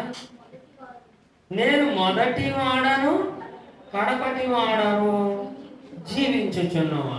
ఇప్పుడు మళ్ళీ 4వ వచనం చూడండి. వర్తమాన భూత భవిష్యత్ కాలంలో ఉన్నవాడను అని ఉన్నది. 8వ వచనంలో ఆల్ఫా ఒమేగాయు నేనే, వర్తమాన భూత భవిష్యత్ కాలంలో ఉన్నవాడను నేనే అని సర్వాధికారియు దేవుడు నాకు ప్రభువు. అక్కడ పుట్టినోట్లో ఏముంది ఒకసారి చూడండి. వర్తమాన భూత భవిష్యత్తు కాలములు అల్పా నేను ఒమేగా నేను అనే చోట ఏముందండి? ఆది నేనే అంతము నేనే. ఈయన ఎవరు? ఈయన ఆది అంతము. ఆది అంతము. మొదటివాడు మొదటి, కడపటి కడపటి. ఎవరు ఈయన? ఈయన సర్వాధికారి. మన ఏమనుంది? సర్వాధికారి. సర్వాధికారి అయిన ఎవరు? దేవుడు. సర్వాధికారి అయిన దేవుడు. సింహాసనాసీనుడు అని 4వ వచనం. సింహాసనాసీనుడు. ఈయన ఎవరు? ఇప్పుడు మన మనసులో ఏముందో ఒకసారి బయటికి తీసి చూద్దాం కొంచెం. మన మనసులో యెహోవా దేవుడు, యెహోవా దేవుడు, యేసుక్రీస్తు, యేసుక్రీస్తు, పరిశుద్ధాత్మ దేవుడు, యేసుక్రీస్తు దేవుడు. ఈ ముగ్గురులో గొప్ప దేవుడు ఎవరు? పెద్ద దేవుడు ఎవరు? చిన్న దేవుడు ఎవరు? అసలు ముగ్గురు దేవుళ్ళు ఉంటారా? ఇది మన క్రైస్తవులలోనే తర్జన భర్జనలో ఉండగా, ఇస్లాంలో కానీ హిందూయిజంలో కానీ, ఇంకా యెహోవా సాక్షులు అనే ఒక సిద్ధాంతం ఉంది, బైబిల్ని ఆధారం చేసుకొని. వాళ్ళు యెహోవాయే దేవుడు, యేసుక్రీస్తు దేవుడు కాదు, ఇంకా పరిశుద్ధాత్మ అనేదేమో కరెంట్ శక్తి అని చెప్తున్నారు. మనకి ఇది క్లారిటీ రాదే ప్రకటన గ్రంథం అర్థం కాదు. చాలా పెద్ద చిక్కుముడి ఇది. ఇప్పుడు యెహోవా దేవుడు, దేవుడు ఒక్కడే. యేసుక్రీస్తు దేవుడు కాదు కదా. ఒక దేవుడు అయితే మనం ఏం చేద్దామంటే ఈయన ఫస్ట్ దేవుడు, ఆయన సెకండ్ దేవుడు అని, శని దేవుడు అని ఏమని పెడదాము. ఇది కొంతమంది అసలు యెహోవా సాక్షులు అనే సిద్ధాంతం ఎలా పుట్టిందంటే, యెహోవా సాక్షులు అనే సిద్ధాంతం 10 ఆజ్ఞల్లో, 10 కమాండ్మెంట్స్లో 10 ఆజ్ఞల్లో ఫస్ట్ ఆజ్ఞ ఏంటంటే నేను తప్ప వేరొక దేవుడు. 10 ఆజ్ఞలు. ఇందులో నేను తప్ప వేరొక దేవుడు లేడని ఉందా లేదా? నేను తప్ప వేరొక దేవుడు ఉండకూడదు. అంతేగా? ఉండకూడదు. ఈ మాట అన్న ఆయన యేసు ప్రభువా యెహోవానా? సాక్షులు కానీ మన ఇంటికి వస్తే 5 నిమిషాల్లో ఎంత పెద్ద రెవరెండ్ అయినా వాళ్ళు చెప్పే మాట కన్విన్స్ అవ్వాల్సింది. వాళ్ళు వేసే సూటి ప్రశ్న, ఇంక ఈ ప్రశ్నకి జవాబు ఇంకేం చెప్తాను చెప్పండి. 10 ఆజ్ఞలలో నేను తప్ప వేరొక దేవుడు మీకు ఉండకూడదని ఉందా లేదా? ఉందండి. మరి ఈ మాట చెప్పిన ఆయన యెహోవానా మీ యేసు ప్రభువా? అంటే యెహోవానండి. అంటే యెహోవా తప్ప వేరొక దేవుడిని కానీ మనం ఆశ్రయిస్తే వాళ్ళని దేవుడు ఏం చేస్తాడు చెప్పండి? 10 ఆజ్ఞలు మీరినట్టు కదా, రాళ్ళతో కూడా చంపాలి కదా. అయిపోయా యెహోవా సాక్షుల సిద్ధాంతం. అందుకే ప్రపంచంలో యెహోవా సాక్షుల డినామినేషన్ అంత పెద్దది ఏది లేదు. చర్చ్ ఆఫ్ క్రైస్ట్ పెద్దది కాదు, లూథరన్ పెద్దది కాదు, బ్యాప్టిస్ట్ పెద్దది కాదు, మెథడిస్ట్ పెద్దది కాదు, సిఎస్ఐ పెద్దది కాదు. యెహోవా సాక్షులకు మించిన జెహోవా విట్నెసెస్ అంటారు. వాళ్ళకి ఎక్కడ చర్చీలు ఉండవు. మళ్ళా గుంటూరులో చర్చీ లేదు, కానీ గుంటూరులో క్రిస్టియన్స్ అందరికంటే బలవంతులైన క్రిస్టియన్స్ వాళ్ళు ఉన్నారు. అంటే జెహోవా విట్నెస్ అంటారు. క్రిస్టియన్స్ అంటారు. క్రిస్టియన్స్ అంటే ఒక్క చిచ్చి మేమేమి క్రిస్టియన్స్ అవుతాం? మేము ఆ యేసు వాళ్ళకి సంబంధించిన వాళ్ళం కాదు, మేము యెహోవాకు సంబంధించిన. వాళ్ళతో ఓపెన్ డిబేట్ పెడితే 5 నిమిషాల్లో గొప్ప కూలిపోవాల్సింది. ఏ పాస్టర్ గారైనా, ఏ విశ్వాస అయినా అడ్రస్ ఏముంది. వాళ్ళకి నాకు ఒక మంచి చమత్కారంగా గోదావరి కల్లో జరిగింది. 5 నిమిషాలు టైం కూడా వల్ల 5 నిమిషాల్లో మీరు మొత్తం సర్దుకొని పోవాలి, లేదా నేనన్నా సర్దుకొని పోతా. మళ్ళీ ఎక్కువ వాదం ఉండకూడదు. అలాంటి డిబేట్లు నేను చేసి 2 నిమిషాలు చాలు. మీరు అది ఎంత పెద్ద సిద్ధం అయినా. నేను యెహోవాయే కదా అనగానే నేను అన్నాను, వెంటనే నేను వేసిన ప్రశ్న, యెహోవా దేవుడే ఈ మాట చెప్పాడు కదా, నేను అన్న ప్రశ్న ఏంటంటే, మీరు రాసుకోండి ఇది,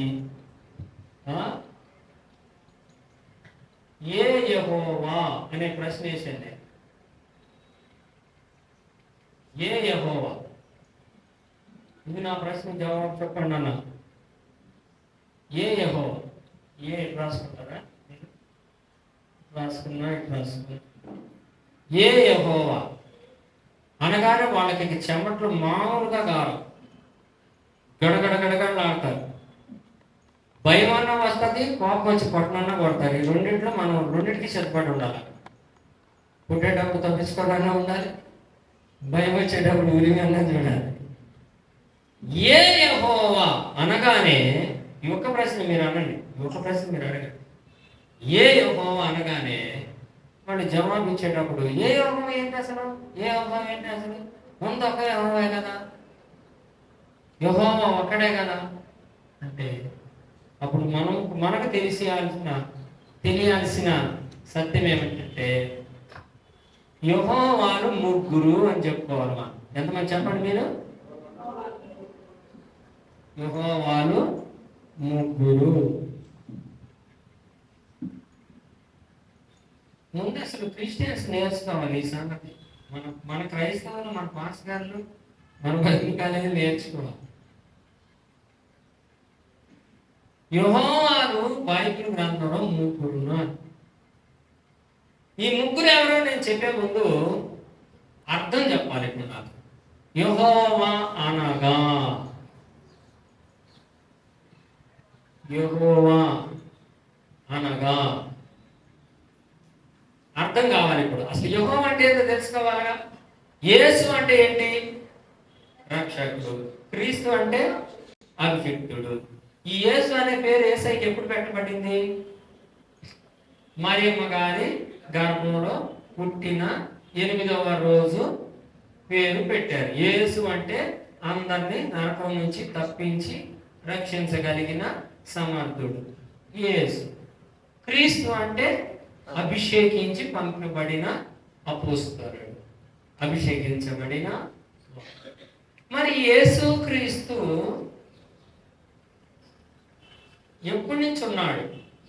ఇదొక ప్రశ్న. మళ్ళీ ఎప్పటి నుండి? యెహోవా అనగా తర్వాత యేసు క్రీస్తు ఎప్పటి నుండి? ఎప్పటి నుండి ఉన్నాడు? ఇది తర్వాత చెప్తాను. ఇది పెద్ద ప్రశ్న, రాసుకుంటున్నాను నేను. అది ముందు ఇప్పుడు యెహోవా అనగా ఏంటి, యేసుక్రీస్తు ఎప్పటి నుంచి ఉన్నాడు, ఈ రెండు చూసుకుంటే మన ప్రకటన గ్రంథంలో ఈజీగా మనం ముందుకెళ్తాం.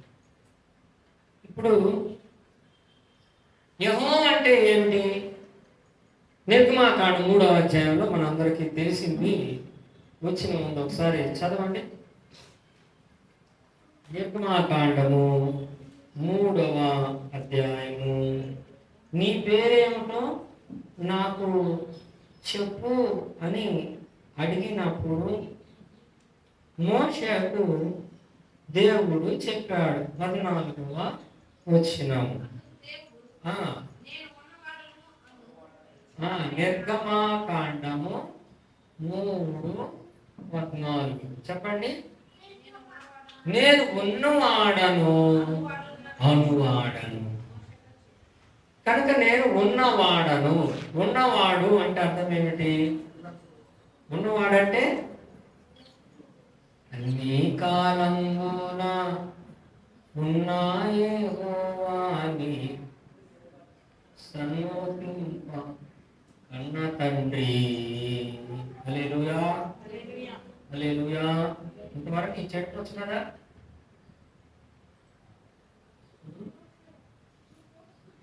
ఉన్నవాడు. నిర్గమాకాండం 3:14 ఉన్నవాడు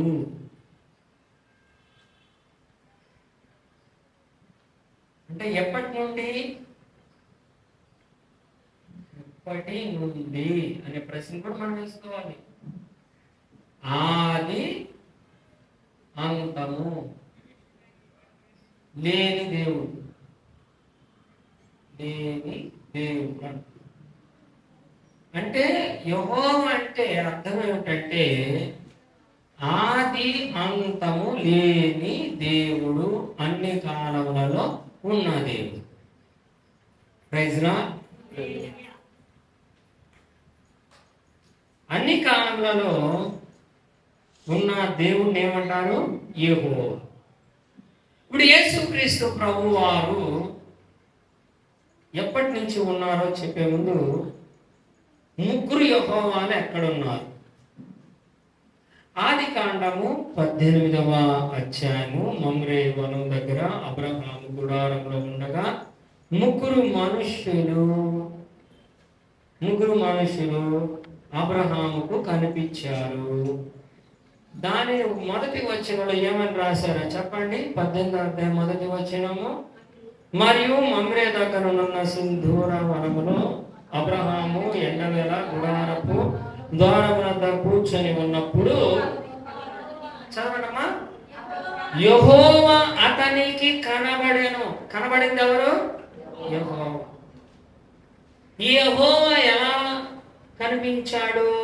సింగులర్ అన్నమాట. ఇది సింగులర్ వర్డేగా, సింగులరే కదండి, ఏకవచనమేగా. అతడు కనులెత్తి చూచినప్పుడు ముగ్గురు మనుషులు అతని ఎదుట నిలబడ్డారు. ఇప్పుడు ముగ్గురు నిలబడ్డారా? యెహోవా అనే ఒక ఆయన నిలబడ్డాడా? ముగ్గురా? ఎవరయ్యా? ఒకళ్ళ ముగ్గురా? ముగ్గురు ఒకళ్ళ? ముగ్గురు. మరి యెహోవా అనే సింగిల్ ఉందిగా మళ్ళా. అంటే కొంచెంసేపు ఒకటిగా కనపడుతున్నారు, కొంచెంసేపు ముగ్గురుగా కనపడుతున్నారు. సరే, ముగ్గురు మనుషులైతే కరెక్టే మీరు అన్నది. కానీ ఆ ముగ్గురిని పరిశుద్ధాత్మ దేవుడు కదా రాస్తుంది. ఆ ముగ్గురిని యెహోవా అని దేవుడు పేరు పెట్టాడు. యెహోవా దేవుడు, పరిశుద్ధాత్మ దేవుడు, యెహోవా దేవుడు, యేసుక్రీస్తు దేవుడు, ముగ్గురిని యెహోవా. ఈ యెహోవాని ఇక అబ్రహాం గారు ఏమంటారంటే చూడండి 3వ వచనంలో, ప్రభువా నీ కటాక్షం నా మీద ఉన్నాడు కదా, ఇప్పుడు నీ దాసుని నేను కొంచెం నీళ్లు తెప్పించేదను, దయచేసి కాళ్ళు కడుగుకొని ఈ చెట్టు కింద అలసట తీర్చుకొనుడి.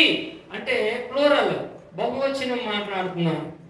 కొంచెం ఆహారం తెప్పించేదను, మీ ప్రాణములను, మీ ప్రాణమును అన్నాడా, మీ ప్రాణములను అన్నాడా? ప్లూరల్ వాడుతున్నారు. ప్రభువు అని పిలుస్తున్నాడు, మీ ప్రాణములను అలసట తీర్చుకొనుడి. సరేనని ఒక మనుష్యుడైన దేవుడు ఆకాశానికి వెళ్ళిపోయాడు. ఇద్దరేమో లోతు గారి దగ్గరికి వెళ్ళారు. లోతు ఇంట్లో భోజనం చేసి వాళ్ళిద్దరు లోతుని తన భార్య ఇద్దరు కూతురుని చేత పట్టుకొని ఊరు బయటికి వెళ్ళిపోయారు. 24వ వచనం చదవండి. 19వ అధ్యాయము 24 ఆది కాండము. ఆది కాండమే కదా. ఆది కాండము ఎన్నేదాన్ని మనం చదువుకున్నాము? 18:1 నుంచి. తర్వాత ఇప్పుడు ఏం చేయాలి? 19:24 వచ్చిన చదవండి. అప్పుడు యెహోవా సొదొమ మీదను గొమొర్రా మీదను యెహోవా యొద్ద నుండి గంధకమును అగ్నిని ఆకాశం నుండి కురిపించాడు. ఇప్పుడు మనం 2 ప్రశ్నలు వేసుకుందాం. కురిపించిన ఆయన పేరేంటి? ఏమండి? కురిపించిన దేవుని పేరు చెప్పండి. ఏం పేరండి? ఎక్కడి నుండి కురిపించారు? ఎక్కడ నుండి? యెహోవా. అంటే కురిపించిన ఆయన పేరేంటి? యెహోవా. ఈ కురిపించిన ఆయన యెహోవానే. ఎక్కడ నుండి? యెహోవా యొద్ద నుండి. ఇద్దరు యెహోవా. మరిక ప్రక్కన ఇంకొక ఆయన ఉన్నాడు, ఆయన కూడా యెహోవానే. ఆయన ఎందుకు యెహోవా అంటే ఇక్కడే చెప్పేశారు, మీ ప్రాణములను అలసట తీర్చుకోనుడి, కాళ్ళు కడుగుకోనుడి, యెహోవా వారికి కనబడేను. అసలు ఇంతకేమిటంటే యెహోవా అంటే ఆది అంతము లేని ఉన్నవాడైన దేవుడు. ఇప్పుడు యేసు ప్రభు పెద్ద దేవుడా, యెహోవా పెద్ద దేవుడా, పరిశుద్ధాత్మ పెద్ద దేవుడా అనేది తీసేసుకోవాలి మన మనసులో నుంచి. ముగ్గురు సమానమే. ముగ్గురు ఇప్పుడు మనం స్తోత్రానికి రావాలి. ముగ్గురు సమానమే, ఏకకాలమే. ఏకకాలంలో ఉన్నవాళ్ళే ముగ్గురు. సమానమే, ఏకకాలమే ముగ్గురు కూడా. ఆత్మ, శరీరం, ప్రాణం. ఆది కాండం 1వ అధ్యాయము 26వ వచనం చదవండి. ఆది కాండము 1వ అధ్యాయము జెనసిస్. ఆది కాండము 1వ అధ్యాయము 26వ వచనం చదవండి. దేవుడు మన స్వరూపమందు మన పోలిక చొప్పున నరులము చేయుదము. మన స్వరూపం, మన స్వరూపం, మన పోలిక, మన పోలిక, మన స్వరూపం. మన అంటున్నారు ఎవరు? ముగ్గురు కలిసి ఆదాము చేశారు, ముగ్గురు కలిసి అవ్వను చేశారు. మన స్వరూపము. స్వరూపం అంటే ముక్కు, ఒక ముక్కు, 2 చెవులు, ఒక నోరు, తల, 2 చేతులు, 2 కాళ్ళు. ఇది మన స్వరూపం. మన పోలిక. పోలిక అంటే ముక్కు వంకర, కన్ను వంకర అనే కావు, ఫిజికల్ బాడీ కాదు పోలిక అంటే. పోలిక అంటే మనిషిలో ముగ్గురు ఉన్నట్లు, ఆత్మ, శరీరం, ప్రాణం. ఈ 3 అనేది పోలిక. 3 రూపాలు కలిపితే ఒక మనిషి. అలాగే పరిశుద్ధాత్మ దేవుడు, యేసుక్రీస్తు వారు, యెహోవా దేవుడు, ముగ్గురు కలిస్తేనే దేవుడు. ముగ్గురు దేవుళ్ళు అనకూడదు, ఒక దేవుడే. ఒక దేవుడే ముగ్గురుగా విడిపోతాడు. ముగ్గురుగా కాదు, 3 లక్షల మందిగా కూడా విడిపోగలడు అవసరాన్ని బట్టి. 3 కోట్ల మందిగా కూడా ఒక్కోసారి విడిపోవాలి. ఈరోజు దేవుడు ఇక్కడ మన మధ్య ఉన్నాడని నమ్ముతున్నారా, లేదని నమ్ముతున్నారా? ఉన్నాడు. ఎక్కడైతే 2 లేక 3 నామందు వాళ్ళ మధ్య ఉంటాడు అన్నాడా, లేదా? ఉన్నాడు. మరి ప్రక్కన ఇంకో చోట మీటింగ్ జరుగుతుంది, అక్కడ ఉండాలా వద్దా? ఎంతమంది ఏడ్చి ప్రార్థన చేస్తున్నారు అమెరికా, రష్యా, జపాన్, ఇతర దేశాలలో, వాళ్ళందరి దగ్గర ఉండాలా లేదా? దేవుడు అలా కూడా స్ప్లిట్ అయ్యి వెళ్తాడు. దేవునికి ఆ శక్తి ఉంది. సరే, నేను మీకు ఇంకొక ఎగ్జాంపుల్ చెప్తాను, మీకు అర్థం అవడానికి ఒక ఎగ్జాంపుల్ చెప్తాను. అది ఏమిటంటే,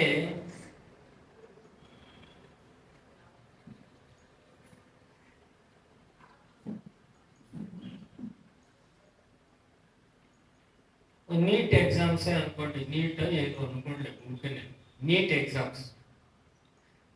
ఈ నీట్లో ఒక వ్యక్తికి 99 మార్కులు వచ్చింది, ఒక స్టూడెంట్. ఇంకొక స్టూడెంట్కి 99 వచ్చింది, ఇంకొక స్టూడెంట్కి కూడా 99 వచ్చింది. వేరు వేరే స్టూడెంట్లకి 98, 97 అలా వచ్చినాయి. వీళ్ళల్లో ఫస్ట్ ర్యాంక్ ఎవరు చెప్పాలి? ఫస్ట్ ర్యాంక్ ఎవరు? ఇతనా ఇతనా ఇతనా?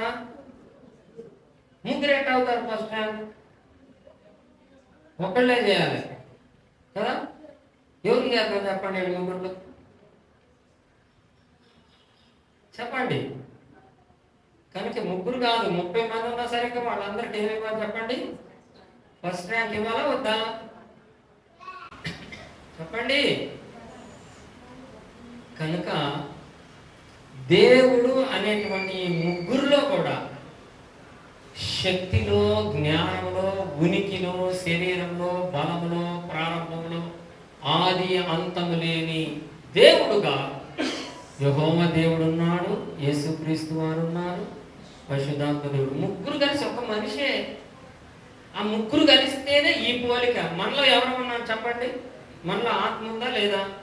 ప్రాణం ఉందా లేదా? శరీరం ఉందా లేదా మనకి? ఇప్పుడు శరీరం గొప్పదా, ప్రాణం గొప్పదా చెప్పండి? మన ఆత్మ గొప్పదా, ప్రాణం గొప్పదా? ఏ ఒక్కటి లేకపోయినా మనిషి పనికిరాడు. మనలో ఆత్మ వెళ్ళిపోతే ఏమైంది చెప్పండి? ఏమైపోద్దండి? ఆత్మ మనిషిలోకి వెళ్ళిపోతే కోమాలోకి వెళ్తాడు, చావడు. ప్రాణం పడిపోతే శవం అవుతాడు. కొంతమంది ఐసీలో ఉండి ఊపిరి పీలుస్తూనే ఉంటారు, కానీ స్పృహ అసలు ఏమీ తెలియదు. అంటే అప్పుడు ఆత్మ పోయిందని పక్క వెళ్ళిపోయిందా? అది తెచ్చుకుంటే సరే, లేకపోతే అంటే చట్టం తెగిపోద్ది కదా. ఎలాస్టిక్ సాగినట్లుగా తెగిపోద్దని ఉంది. మన నాభికను ఆత్మకి ఒక ఎలాస్టిక్ ఉందని ప్రసంగి గ్రంథంలో చెప్తాడు. అది వేరే అంశం, దాంట్లోకి నేను ఇప్పుడు వెళ్ళను. కానీ ఒకవేళ ప్రాణం పోయి ఆత్మ ఉంటే లాభం లేదు. ప్రాణం పోతే శవం అయిపోతుంది, కూలిపోతుంది. ఆత్మ ఉంది, ప్రాణంతో పాటు ఆత్మ. అందుకే ఆత్మ ప్రాణము దానిని దయచేసిన దేవుని దగ్గరికి వెళ్ళింది. ఆత్మ దాన్ని దయచేసిన దేవుడు. ఇప్పుడు సరే, బైబిల్లోకి కొన్ని రిఫరెన్స్లోకి వచ్చేసేద్దాం. మనకి చకచక కొన్ని రిఫరెన్స్లోకి వెళ్దాం. యేసుక్రీస్తు వారు అసలు ఎప్పటి నుంచి ఉన్నారని బైబిల్ చెప్తుంది. బైబిల్లో మనకి రిఫరెన్స్లు ఏమున్నాయి? మొట్టమొదటిగా యేసుక్రీస్తు వారు ఎప్పటి నుంచి ఉన్నారో కొన్ని రిఫరెన్స్లు చూసుకుందాం. అసలు చాలా మంది ముస్లిం పెద్ద పెద్ద నాయకులు ఓపెన్ డిబేట్లలో ఏమని మాట్లాడతారంటే, మీ యేసు ఎక్కడైనా నేను దేవుణ్ణని చెప్పుకున్నాడా అని వాళ్ళు ఛాలెంజ్ విసురుతారు. యెహోవా సాక్షులు కూడా ఛాలెంజ్ విసురుతారు. మీ యేసు దేవుడు అని ఎక్కడైనా చెప్పుకున్నాడా అని అంటే, నేనంట సుమారుగా నవ్వుకుంటూ చెప్తా, అంతసార్లు చెప్పుకున్నాడు మా యేసయ్య దేవుడని అంట. చాలా మంది మాస్టర్ గారు ఏమంటున్నారంటే, ఏమోనండి దేవుడు అని చెప్పుకోకపోయినా దేవుడు అని అన్నాడు. చెప్పుకోకపోయినా దేవుడే అని ఎందుకు అనుకోవాలి? చెప్పుకున్నాడు. అవి చెప్తాను, చాలా ఉన్నాయి, నేర్చుకుందాం, చూద్దాం, పరిశీలిద్దాం. యేసయ్య దేవుడు అని చెప్పడానికి అసలు యేసుక్రీస్తు వారు ఎప్పటి నుంచి ఉన్నారో మనం చూద్దాం. మొట్టమొదటిగా మీకా గ్రంథం చూడండి. మీకా గ్రంథము 2:5 వచనం చదవండి. 5వ అధ్యాయము 2వ వచనం చదవండి.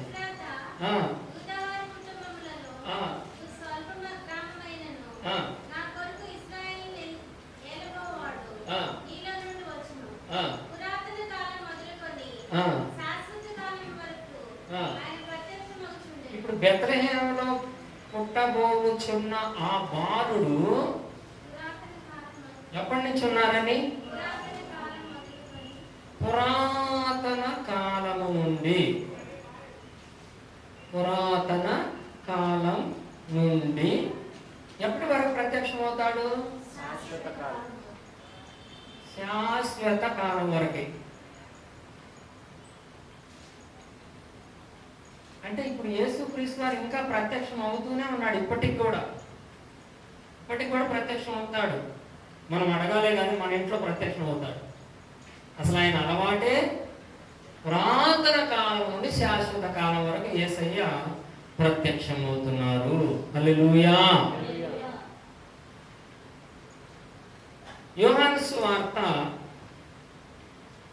8వ అధ్యాయం 56వ వచనం చదువుకుందాం. యోహాను సువార్త 8:56 చదవండి, ముగించుకుందాం కొద్ది నిమిషాల్లో. మరి భోజనాలు కూడా తయారవడం కొంచెం ఆలస్యం అవుతుందని చెప్తున్నారు. అది కూడా కంక్లూజన్కి వస్తూ ఉంది. 8:56 చదవండి.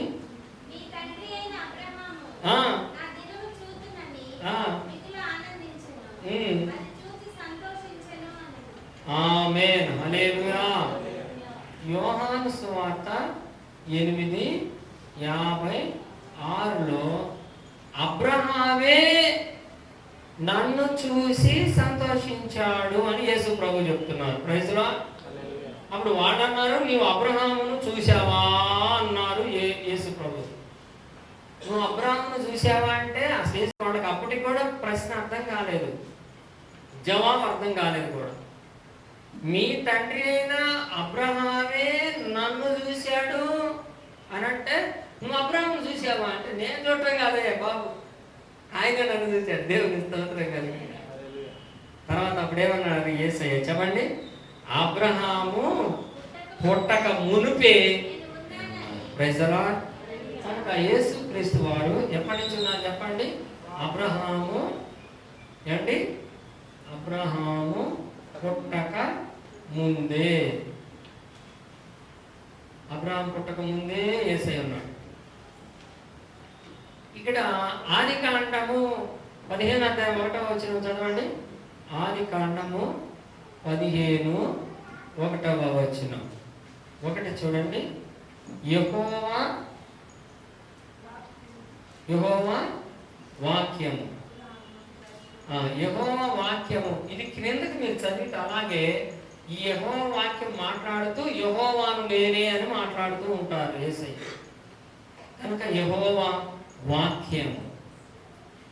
ఇక్కడ యోహాను సువార్త 10వ అధ్యాయములో 10వ అధ్యాయము 33 అందుకు యూదులు యోహాను చూడండి. యోహాను 10వ అధ్యాయం 33. అందుకు యూదులు నువ్వు మనుషుడు అయి ఉండి దేవుడు అయి ఉండి అని చెప్పుకొనుచున్నావు గనుక దేవదూషణ చేసినందుకే నిన్ను వాళ్ళతో కొట్టుచున్నాము. 30వ వచనం 30 నేను తండ్రియు ఏకమై ఉన్నామని వారితో. తండ్రి నేను ఏకమై ఉన్నాను. ఇందాక ఈ బాబు ఒక అరటిపండు తీసుకొచ్చారా? వాటిలో ఉన్నాయి చూడు, లేవా? పాపం ఇందాక కొన్ని అరటిపండ్లలో ఒక పండు తీసి నాకు చూపించాడు. నేను ఎక్కువగా అరటిపండు మీద వాక్యం చెప్తాను. ఏమిటంటే 3 అరటిపండ్లు అంటుకొని ఉంటాయి, పైన ఒకటే స్కిన్ ఉంటుంది. అది ఒక్క అరటిపండ లేకపోతే 3 అరటిపండ్ల? అమ్మేవాళ్ళు ఒకటి కిందగానే ఇస్తారు. అవి చూశారు కదండి, మీరు చూసారా? కొన్ని కమ్మలుగా ఉంటాయి కదా, అమ్ముడు పండ్లన్నీ 2 అంటుకొని ఉంటాయి. అసలు మన హిందువులు దేవుడి ముందు నైవేద్యం పెట్టేటప్పుడు అగరొత్తులు అరటిపండు మీద ఎందుకు గుచ్చుతారంటే డబల్ నాటి మీద ఎక్కువ గుచ్చుతారు. అసలు ఆ భావం ఏమిటంటే అరటి పండ్లే దేవుని యొక్క ఉనికి మనకు ఖచ్చితంగా చూపిస్తాయి. ఉన్నాయా? అది మరి ఇందాక తీసి మరి చూపించలేదా? ఇంటి దగ్గర నుంచి కష్టపడి తెచ్చాడు భర్త గారు, దీని మీద వాక్యం చెప్పారు. అరే ఇది తొమ్ముకూడదురా, దీని కాడా సరే కానీ ఇది ఇప్పుడు ఒక్క అరటి పండ్ల, 2 అరటి పండ్ల ఏమండి? ఈ తొడిమి ఉండదు కానీ రెండింటికి కలిపి ఒకటే ఉంటుంది. స్కిన్ ఏమో మీకు చూస్తుంటే 2గా విడగొట్టినట్టు ఉంటుంది, పండు మాత్రము ఇలా 3 ఉండేది కావాలి మనం. అది కూడా తెచ్చాడు కదా పొద్దున. ఇలా దీన్ని ఊడ తీస్తేనేమో మళ్ళీ లోపల చూస్తే 2 ఉంటాయి చక్కగా. లోపల చూస్తే 2 ఉంటాయి, పైకి చూస్తే ఒకటే చర్మం మొత్తము కవర్ చేసి. ఇది వేరే ఫ్రూట్స్లో ఏం మనకి ఇలా కనపడదు, ఒక అరటి పండులోనే క్లియర్. అందుకే మన హిందూ దేశంలో దేవుడికి నైవేద్యం ఇవ్వాలంటే మొట్టమొదటి అరటి పండే పెడతారు, వేరే పెట్టారు.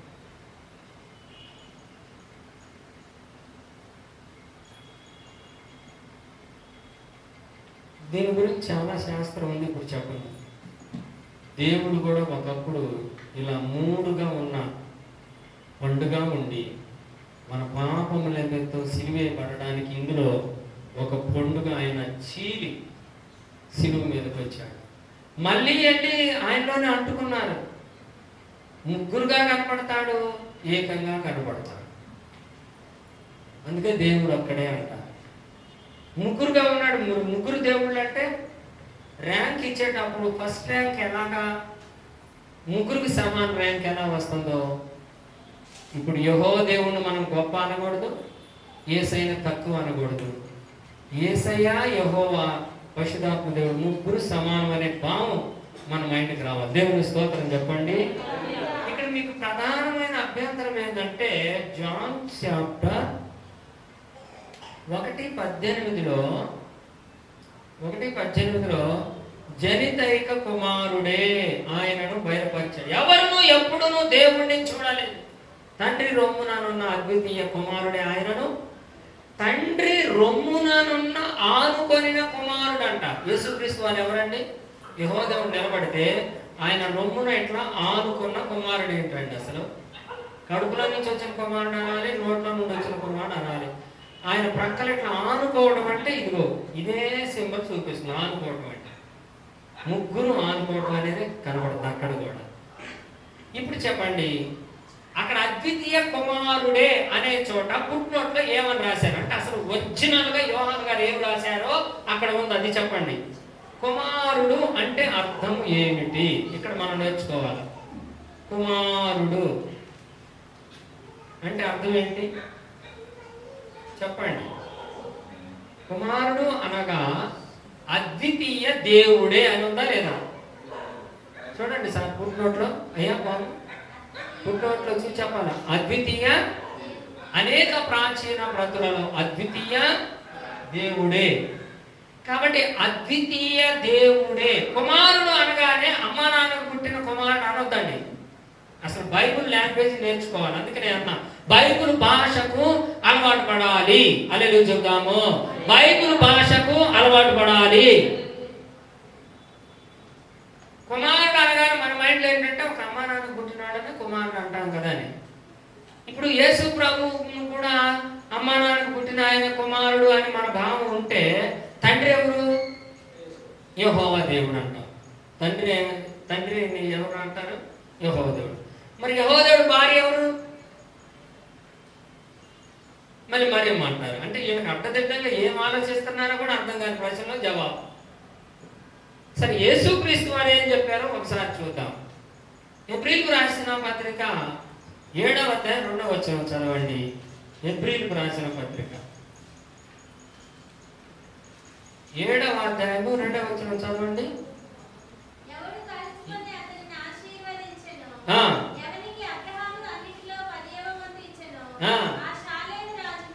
ఆ షాలేము రాజును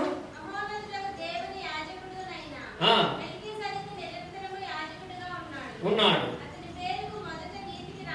అతడు నీతికి రాజు, సమాధానపు రాజు, షాలేము రాజు అని అర్థము. ఆమేన్ చెప్పండి. అతడు తండ్రి లేనివాడు, తల్లి లేనివాడు, వంశావళి లేనివాడు, జీవితకాలమునకు ఆది అయినను జీవనమునకు అంతము అయినను లేని గొప్ప దేవుడు. హల్లెలూయా చెప్పండి. యేసయ్య అసలు ఎవరో మనకి ఇంకా సరైనటువంటి ఆలోచన రావట్లేదు, గ్రహింపు రావట్లేదు. మన యేసు క్రీస్తు వారికి ఎవరు లేరండి చెప్పండి? తండ్రి లేడు,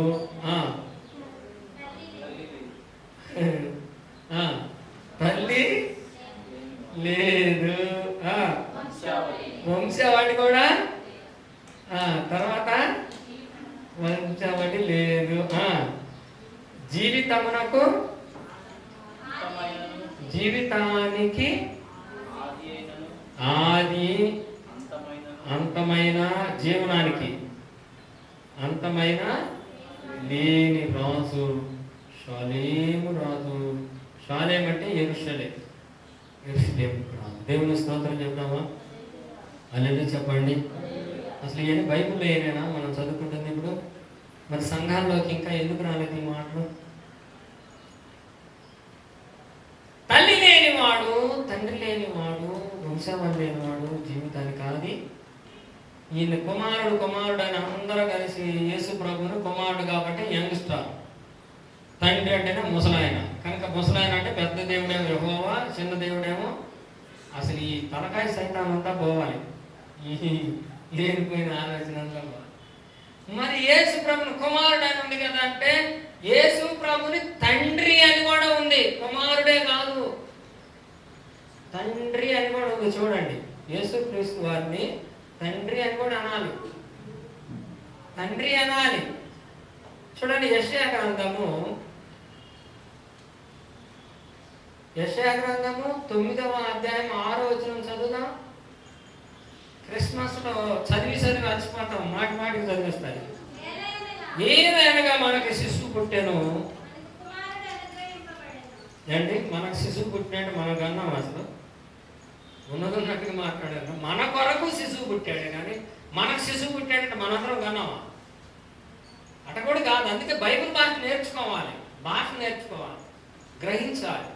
మన కొరకు శిశువు పుట్టాను, మన కొరకు కుమారుడు అనుగ్రహించబడు. ఆయన భుజం మీద రాజ్యభారం ఉండేను, ఆశ్చర్యకరుడు, ఆలోచనకర్త, బలవంతుడైన దేవుడు, నిత్యుడగు. ఎవరండి ఈ మాట చెప్పండి? ఎవరండి? నిత్యుడగు తండ్రి. ఎవరండి నిత్యుడగు తండ్రి అంటే? ఎవరండి? కన్యక గర్భవతి కుమారుణ్ణి, ఏ కుమారునైతే కనిందో ఆ కుమారు. కన్యక గర్భవతి అయి కుమారుణ్ణి కనెను. యేసుక్రీస్తు వారిని కుమారుడు అనేది ఎందుకంటే యెహోవా దేవుడికి పుట్టిన కుమారుడు అని కాదు.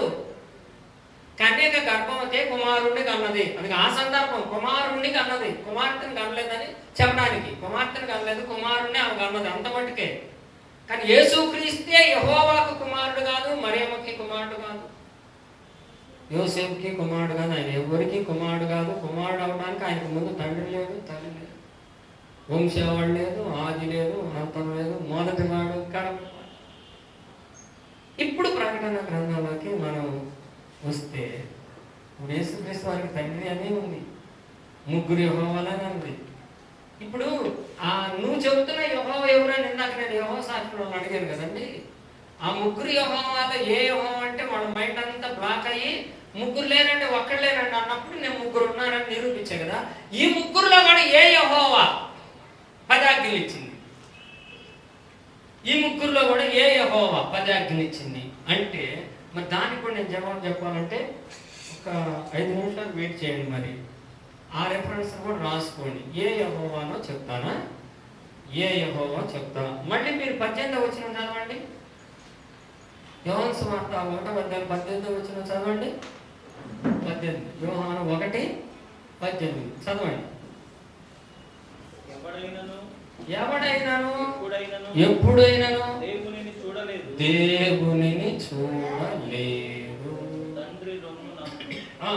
తండ్రి రొమ్మునున్న అద్వితీయ కుమారుడు